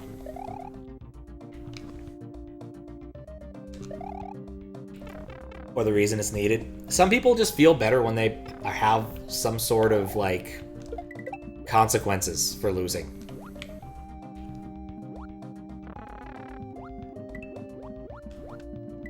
This was another one where you would need to get no coins, isn't it?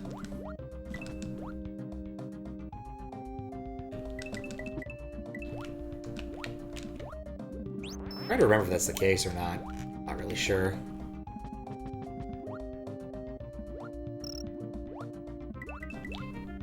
Oh, gambling addiction is absolutely horrid. No, you're not going to hear me say otherwise. But there's a big difference between, like, getting all dressed up to go watch the Kentucky Derby and placing a few bets on horses once a year versus every time there is sports on, we must gamble.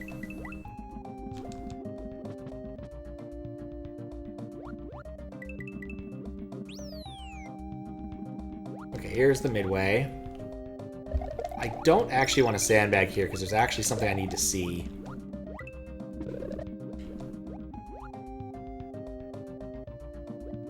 I also don't want to do that here too either because I think this is a 2-exit level. There was something that was weird last time and I want to check it now. Yeah, this level has 6 dragon coins. Still has 6 dragon coins. Such an odd... Oh, never mind, it's a green. Oh, it's a green coin level, okay. That's much more nice. That object should still be there, however. Whee!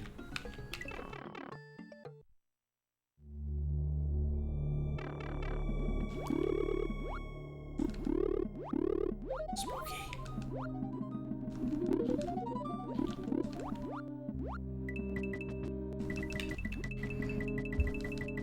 Having fun? Fun enough. People count cards you have to do in groups to avoid suspicion, tracking, but it's not that profitable as people... Yeah. ESPN will preview a game and give you the best bets. Yeah, that's gross. Then people will watch their team win but get mad because the player they needed to win only... Yeah. Again, there's also a big difference in how you're betting, right? Like, versus, like, the complicated betting systems that are available. X will beat the spread. Tim will score 17 points, at least, or between 10 and 17, or whatever, as opposed to, I just hope the Giants win.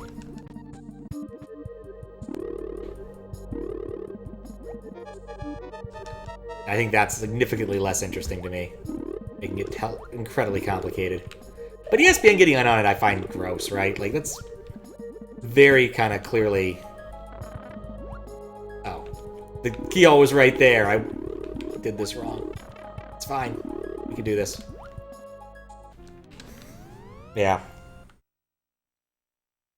That one's partly crazy because they pay off well and each piece seems doable, but the house always wins. Yeah, I don't even know what the parlay is. Again, I'm not enough into the gambling to know. Just not a thing for me. Oh, in fact, what we used to do is me and Squiggles would occasionally make PBR bets. And it would basically be, you know, this, do something specific.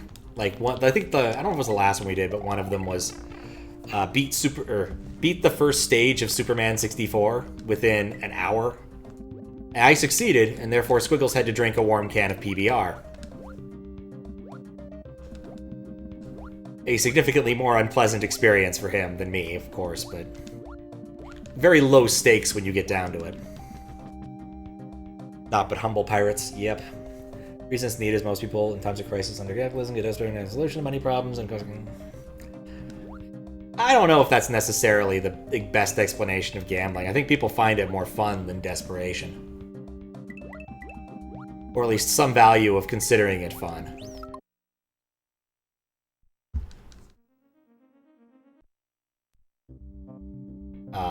And of course, like, anyone... What is the line? The lottery is a tax on people who are bad at math.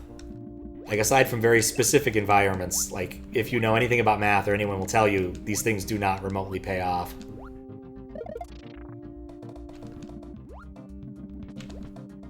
Here we go. In Brazil, it's definitely not fun. Fair. I don't know enough about... I don't know much about Brazil, gambling-wise. Something I don't think I need to learn about. At a high level, beyond it's probably bad.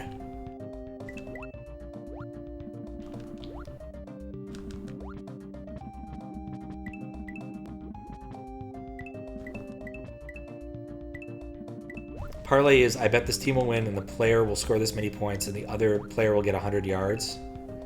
They all come true, you get point. You get... Okay, well that makes sense because, like, you're stacking odds. So you multiply the... I mean, this is, like, general combinatorics, basic statistics, is that when you're considering statistics that are somewhat, I guess they aren't actually independent variables, are they? I guess it depends upon what you've bet on, doesn't it? But yeah, you're stacking odds, so yeah, of course that's gonna... What? There we go. It's confused as to why I didn't get the moon there.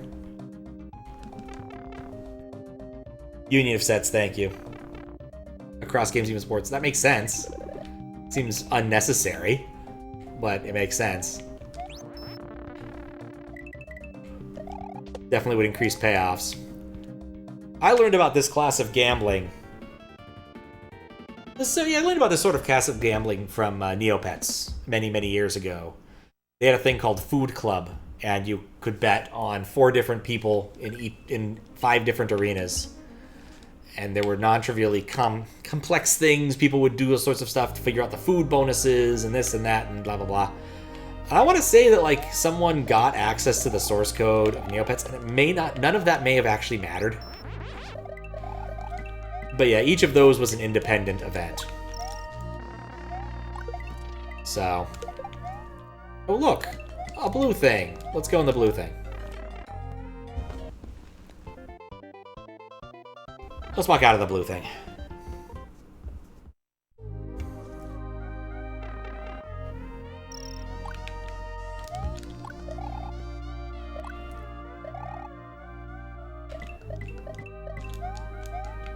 Let's go back in the blue thing.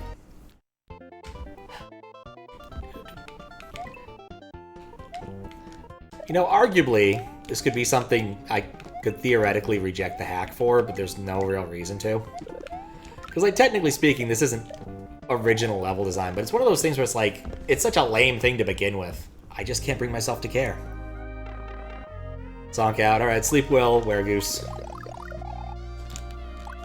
Oh, I saved it. I do not like these ghosties.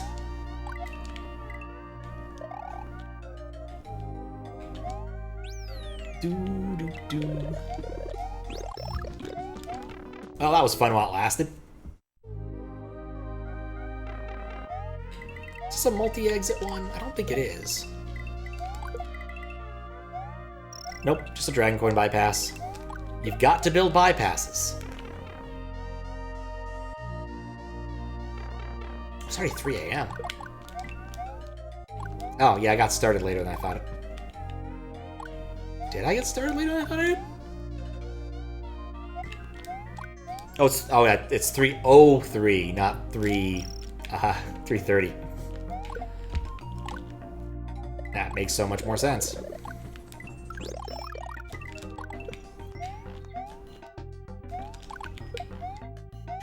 See, this was the one I didn't notice earlier.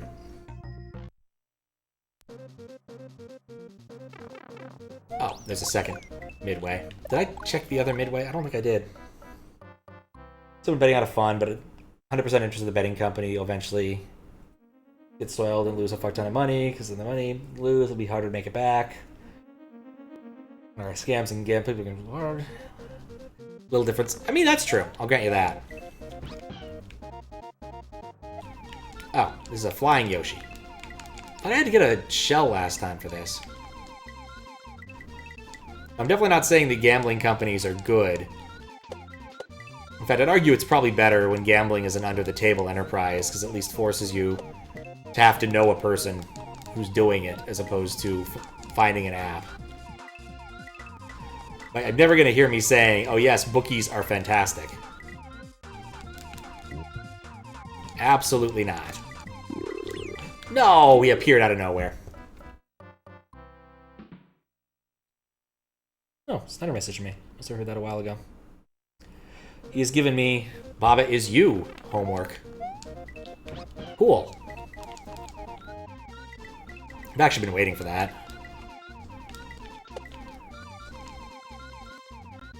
Because for Baba is You, I've been kind of stuck in a few spots, and he's like, you need to review some levels. I'm like, which ones? He's like, I'll make a list. So he finally sent me that list. Which means I might play Baba tomorrow instead of finishing this up or something.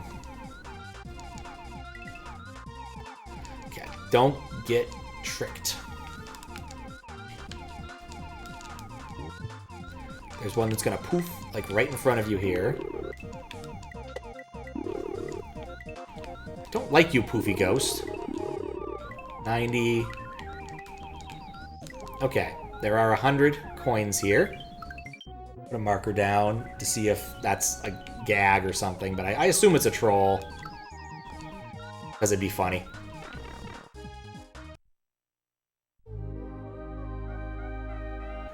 And I still don't have the dragon coin. Yeah, no way around it. I've got to play the level again. I love it when that happens. It's my favorite thing. The good news is I'm still making better time than last time. By about 30 minutes.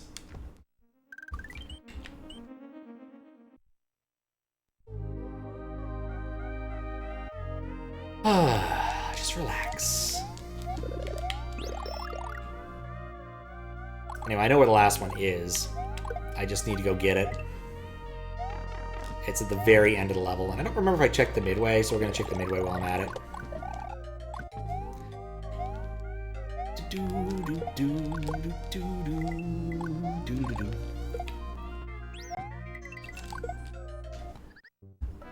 Oh, I should have gotten the power-up. Whoops.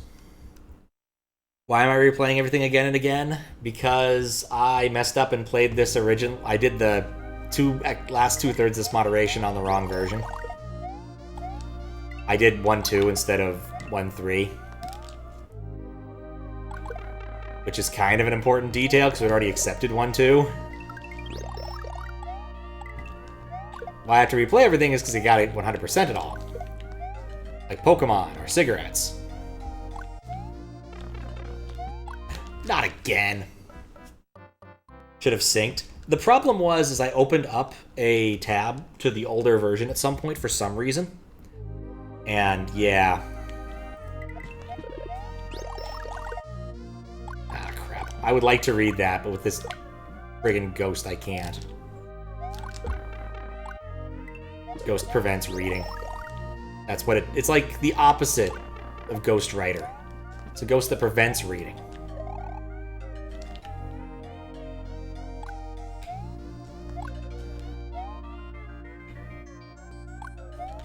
Wait. Oh, nope. For some reason I thought it was up there.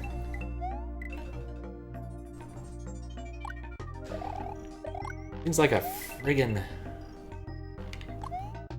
What do you call those? Where is it?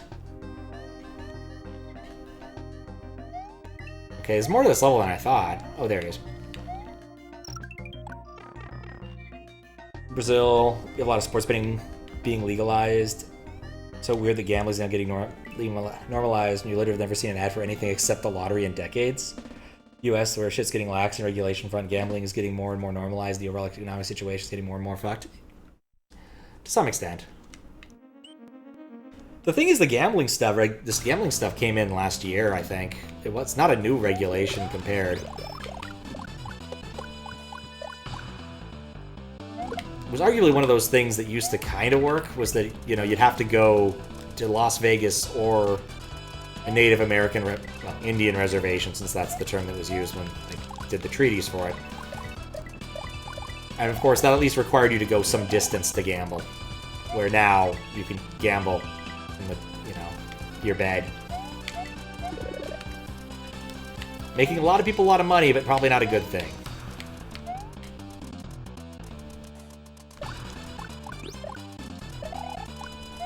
Mostly because, you know, people have low impulse control.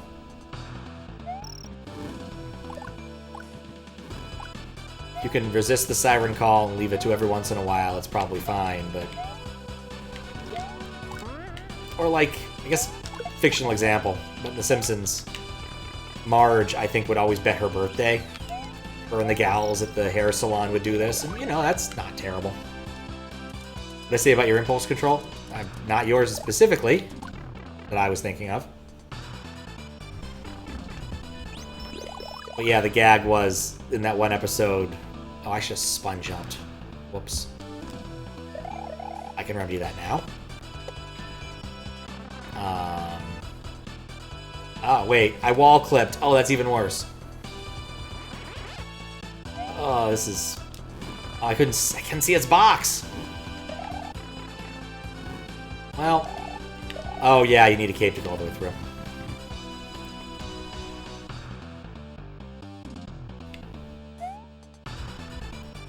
The funny thing is, I was like, okay, I'm gonna sandbag. Actually, this would be easier to sandbag now that I'm small. But yeah, restricting to a specific amount that you're willing to lose is smarter. Like, people will go to casinos and like, I've withdrawn $100. I am not spending $1 more. Those are the smart ones. To be fair, I should say I should probably do the same thing when I go to play pinball. I should leave my credit cards at home and only ever play with cash. But this doesn't happen. I always just want to play one more game, man. Oh, wait, I guess that solves the problem. It sounds worse than it is, to be honest, but it's usually just a... I'm having fun, I may as well stick around for another game or two kind of thing. Right, I need to keep this cape. And plus, it's not as financially detritus. It's not nearly as financially disastrous as gambling is. You can only lose 75 cents at a time in pinball. Can't bet the farm on it, thankfully. At least not yet.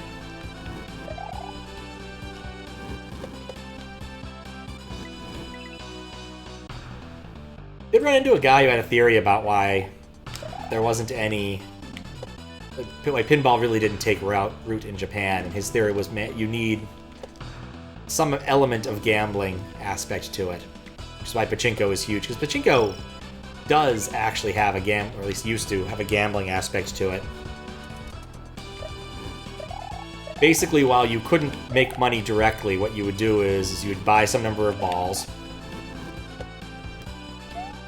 and then when you cashed out your balls, you'd get like kind of like tickets in an arcade, right? You'd buy little prizes, but there were specific little prizes that you could take to another store, allegedly unaffiliated, around the corner, and, you know, sell back to them.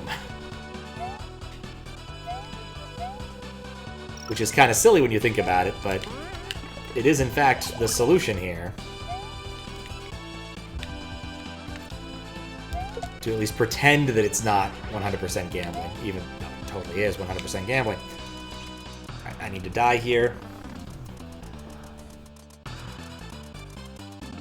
My dad was in Japan. He ended up with a non-trivial number of pachinko balls because he'd occasionally just go by parlors and people would just throw them out on the ground for some reason.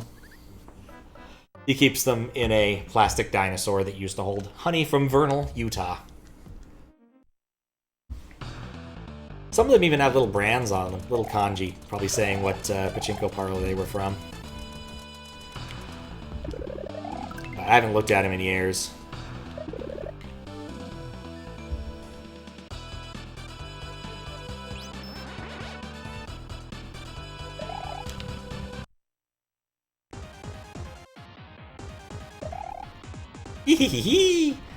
You can't stop me. Soon you will join my horde of the dead and help me haunt the Mushroom Kingdom. No thank you.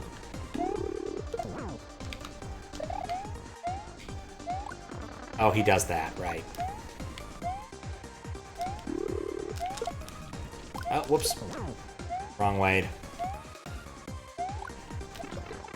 Right, he only does that when he's in invis mode, I think. Guess I don't ever leave him alive long enough to find out if he does it in other modes. Shoot! Still a 3-hitter? Nope. Guess I didn't need to sandbag there. Feels gross, people getting paid $200 as salary. Companies are investing harder and harder in ads for gambling. It seems clear, gamble your minuscules off away because your boss doesn't pay you enough. That's an interesting idea. Guess I need to see the ads to really know. But yeah, that doesn't sound great, I'll grant you that. Alright, well, let's do it. This one boo is incredibly vexing. Typically when I see, like, gambling things here, it doesn't usually run that way. It's usually more of a, imagine how your life could be if you won the lottery kind of thing.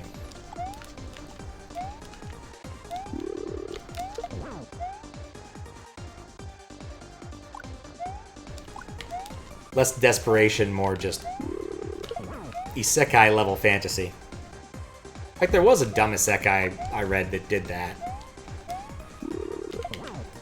I think it was like he won 1 billion yen or something and then went to another world and invested it or something. One of those ones where, like, dude just wants to be a farmer kind of thing. Along with all the other isekai tropes, like inventing the water wheel and soy sauce. I think I dropped that one a while ago. And by that I mean I know I have, because I'm just not reading that many. Oh, Pizza Towered. Alright. 69%. Cool.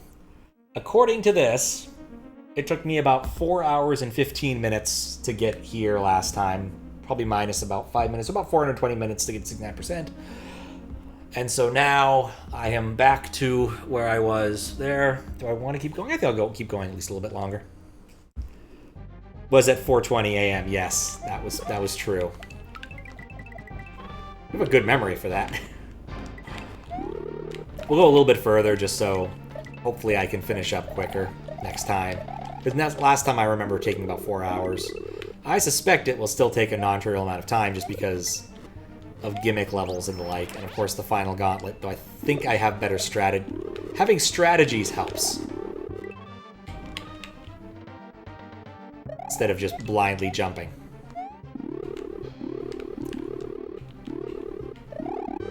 Oh. Anyway, DKC music. Boy, do I love you. Stream time was at, yeah. I was looking at the edited version. Ah, right. And so it definitely removed a little bit of time off the front. And the back. But that makes sense. Because like I said, I got all ready to accept or reject this hack. And then I realized my terrible mistake. So... I'm trying to think if there's any other levels where I'm like, oh, this is going to be awful, other than the last gauntlet. I don't really think there are, except... Oh, whoops. I need sandbag anyway. Except that last gauntlet. The Bowser fight even wasn't that bad.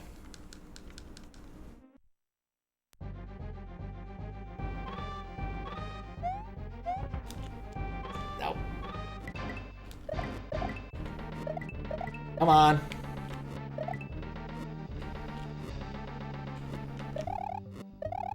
There we go. These poofing ghosts, I just do not care for them.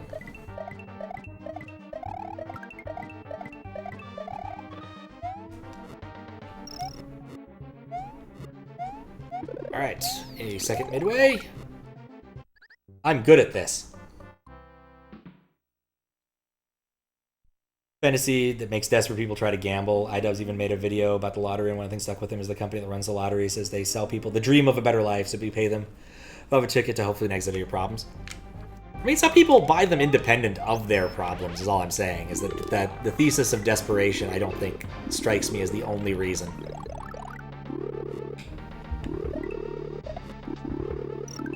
Ah, those are solid blocks. I'm bad at this. Keeps sounding like Usher's Yeah. I don't think I've heard Usher's Yeah. Long time or at all. Shadow Boom Boom. So you're, no apostrophe, the one that defeated my two brothers, Marie and Jobin. Huh? I won't let you escape unscathed this time. Wait, hold up. So Marie was a dude? Jobin said Marie was his sister. I wonder if it's a translation issue or just like, I'm confused.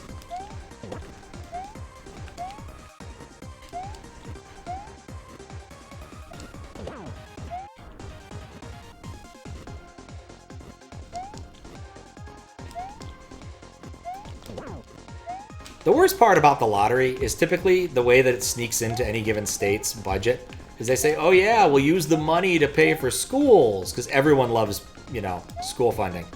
At least every voter does. But then it never actually makes it there. Same thing with the friggin' weed. It probably is. It probably is. There's probably just an agreement about which word to use. Because you need to be like brother and sister or sibling, broodling. I don't know. You got options. I know Bandicoot's primary language is Portuguese, and so I don't begrudge any like spelling or other mistakes, grammar issues. It's hard when it's not your native language. Right. Or really left. Yeah, same thing happened in Seattle. Like, oh yeah, we're gonna use all this weed money to pay for schools. Yeah, never got there. Admittedly, not the lottery, but same basic principle. It's like, oh yeah, we're really earmarking this for something good, to do social good, and then it never gets there.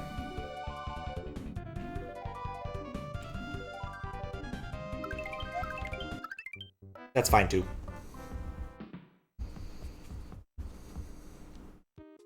Yeah, weed stores did not have a good time in Seattle.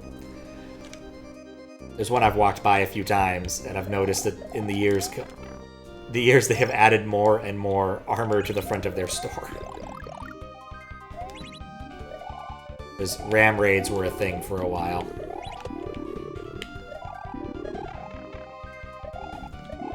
It's where you take your car and run it into a business, and then steal stuff. Yeah. So things like billiards and heavy-duty windows, or not even having windows. There's ways to avoid it. Probably the weirder one I've seen is a while ago was that someone had stolen a forklift so they could steal ATMs. Just outright break into like a convenience store that has the sketchy, already kind of sketchy ATM, and then like just break it and take it with them.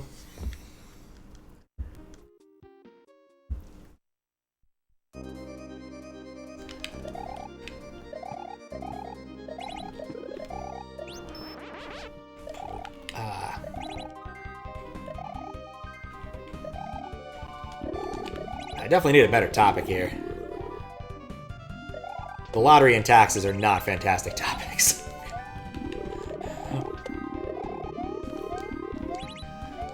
Taxes. I wonder if there was something up there. And I messed up. Brazil, you probably say brothers because you're an official gender neutral and mask is the default. That makes sense. Conversation exactly why you cheat on your taxes. You want money back for improper use. If only. The IRS knows all and it sees all. But yeah, that makes sense. I'm pretty sure that Bandicoot speaks Brazilian Portuguese because it says so on the hack. It says it's PT. Oh, no, wait. Yeah, it's BRPT. No, not again.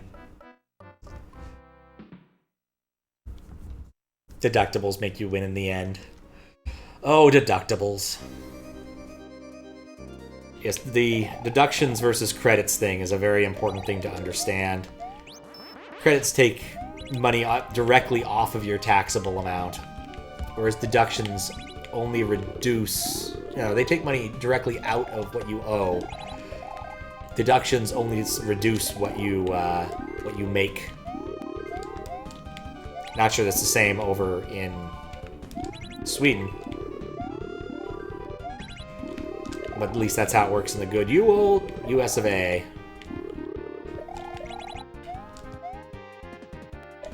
My taxes are going to be complicated next year. I've had a couple contracting gigs. And I probably will have another couple soonish. Good, I got the midway. I can die happy now. Speak BRPT. Makes sense. I think the only person who watches the stream who speaks Portuguese, however we would phrase it, I'm not really sure, is Matt. That was dumb.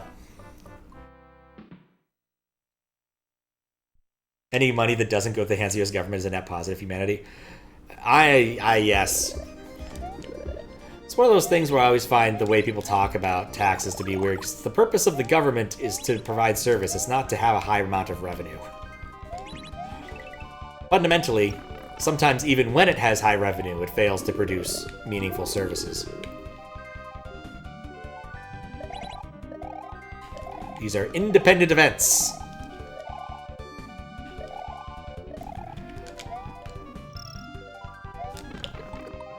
You know, that was like the worst time to do that. Already have the moon. So that's that. I just need to beat the level now. Psh. Bad time to say that. Oh, no, I couldn't save that. At least we're not Germany. We get hosts running a hobby like Twitch and report all the income for tax purposes.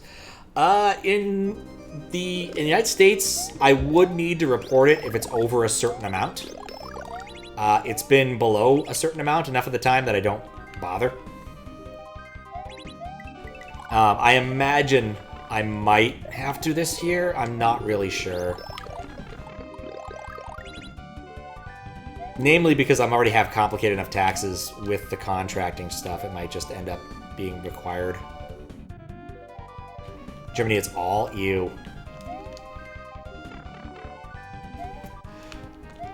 Like to hit the dislike button.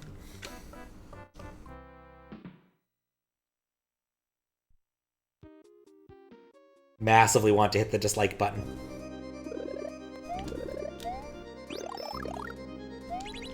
Why do you give me the option?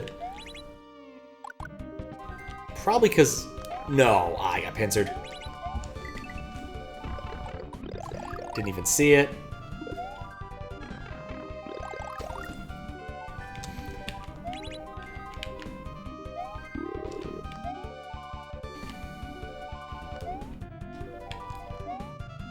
Okay.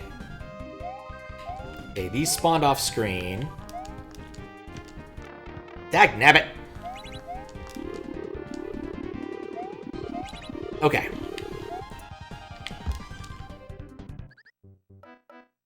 Just shoot me now.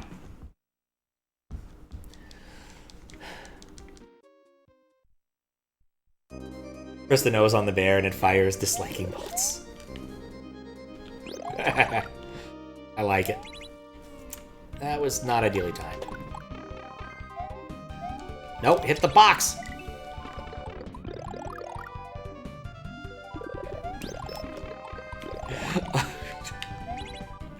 Oh, I had a thought, but I definitely shouldn't share it on Twitch.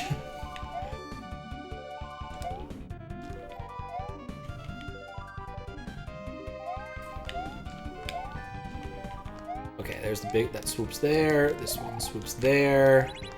There's a ghost right there. Let's not fail to jump.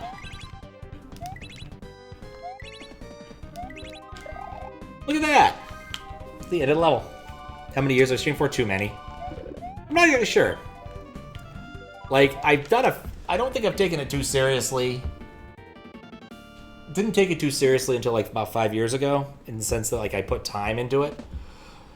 But I streamed a few things before that. I even had a really dumb stream. Damage boosting. Hey, it's dumb and it works.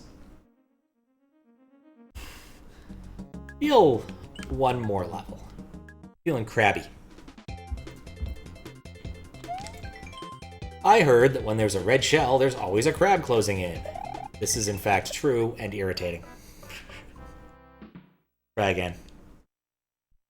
But yeah, not seriously. I've had a Twitch account for over God knows how long though. I have a moderately low ID compared to a lot of people who watch this stream. Because I know what your IDs are. I think here's what the lowest ID watcher is. And that's information I could actually figure out.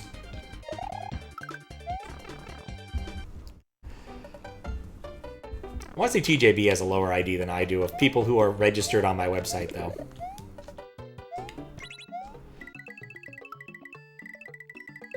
Nope. The crab got me.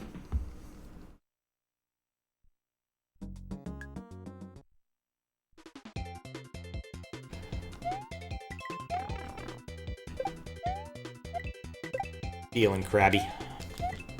Turn to me. No. What's your ID? If you want to know, I can look it up for you. Don't have it exactly on me. Yours is 8 digits? That sounds right. Prize is not, in fact, 69, but wouldn't it be wonderful? There's a website out there that, like, basically just exists to takes your ID and tells you when you might get a golden kappa as the emote of the day, but so they signed up in 2011. That sounds right. I think I signed up for an account. What site says 9? It's open. I have it around here because I used to look at it. Oh yeah, I never had Sadbot registered. My ID is this, in case you care. Biscuit has a pretty low one. Yeah, TJB's got me beat. That's TJB's. And Max is this. There you go. Tass is a pretty low one too. Actually, I think Tass beats me just a little bit. Oh wow, no. Someone here has a 6-digit ID. That's pretty impressive. Yep.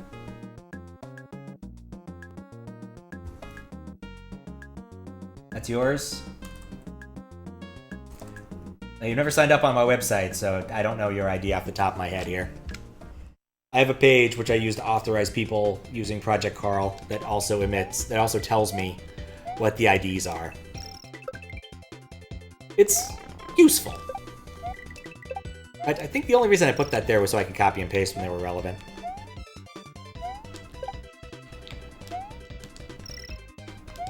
That's a power-up, and that he always kills himself. That's the pipe I came out of. What caused that to blow up? Oh, I did. I remember this level sucking. That's what I remember. Mistakes were made. Oh, I salvaged that.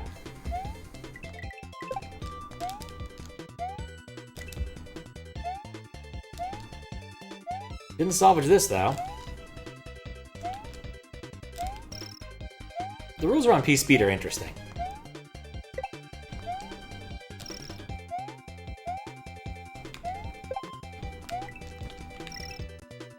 Okay, get a cape here. And lose it immediately to crabs.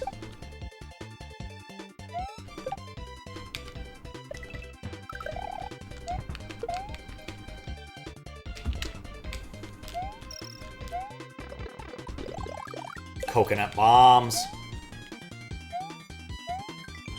Be careful with these crabby guys. Some of them won't let you jump on them unscathed.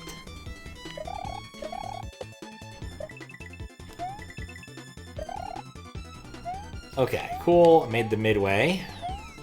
I need to get this guy.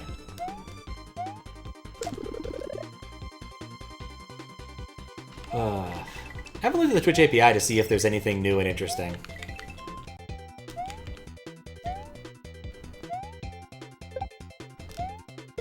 Last thing I saw that was cool was the fact that you could now receive and send chats via the API, which is one of those, really? It took that long? Kind of changes. Don't lose my help, it's true.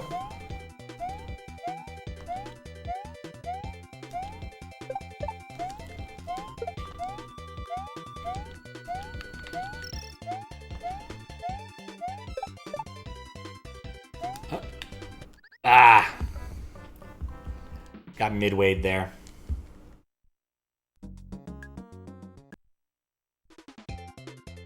Just realized I think that was Chrono Cross music. Well, now we just need to play the level.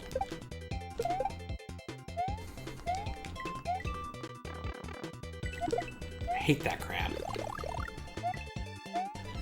Hey, I bet. Hate that guy.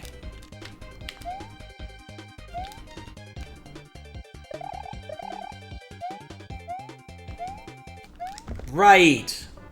Don't. That one kills himself. It's one of those things where, like, if I found myself with the time and inclination, I really wouldn't mind playing Chrono Cross again. Mostly as an excuse to play Chrono Trigger again. I don't know why, but I thought this gave you a, not a cape. I don't know why I'm doing this. That was a terrible way of doing that. That was a fire flower. Aren't very bright. Oh no. Oh no! They're not. Duff Man says a lot of things. Oh yeah! Well, at least I'll get all of the dragon coins. Yeah, that's the end of the level. Cool. Thought about playing them both to play the text adventure. Oh, interesting. I think Bandicoot overdid the use of nitro boxes. Maybe. Maybe. Could have toned it down a bit. I think sometimes it's one of those when you have a specific tile, you really want to use it a bit more. Alright. Oh, whoops. There's a reason I'm doing that. I want to get the power. Actually, I don't want to. Yeah.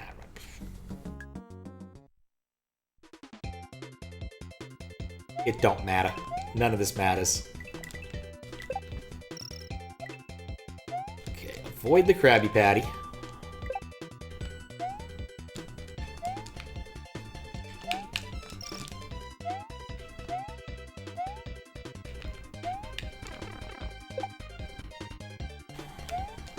Yeah, I should have come in loaded for bear. Oh well. Not gonna get... The end of that sentence was coconut, so I didn't get coconutted, I just got crabbed.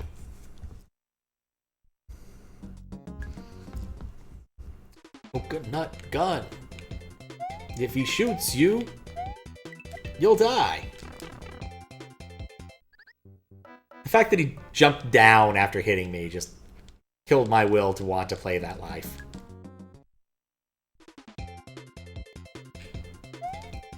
Just how it goes sometimes. Okay, crabs. Ignore him. Stomp him. Grab the green coin. Let the coconut fall. Let the coconut maul. Let him kill himself. Ditto with this one. Don't get hit by the crabs. Now there's crabs here. We just spin. Or we don't.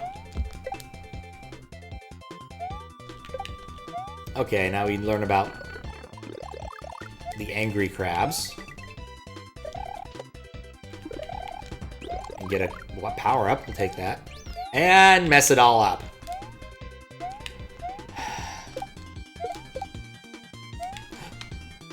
No! Okay. Actually, this is not... And it did get... Wait, what? I guess it changes sometimes.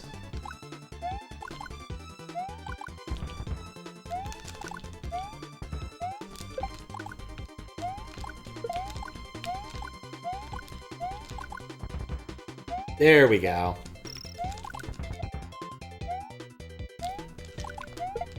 Fire flower. Definitely the win. Always small before. I got at least one time when I got it and I was big and it was a feather, which was a bit of a surprise.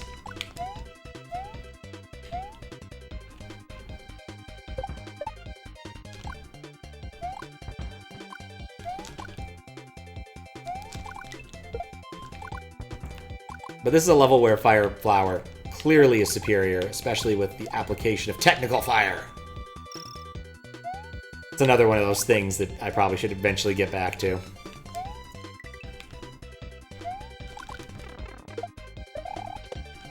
Alright, well, so much for Technical Fire.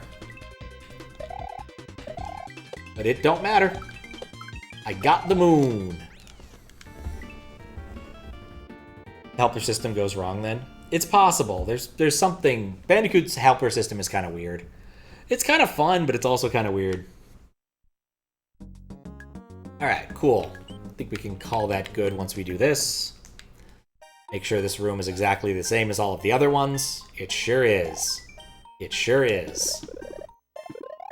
Look at that. It's the exact... I suspect they all go to the same entrance number, so... But whatever. Alright, 73% at about the same amount of time spent. About 20 minutes less. I'll take that. Still have to do the rest, but... it won't be nearly as bad the second time around.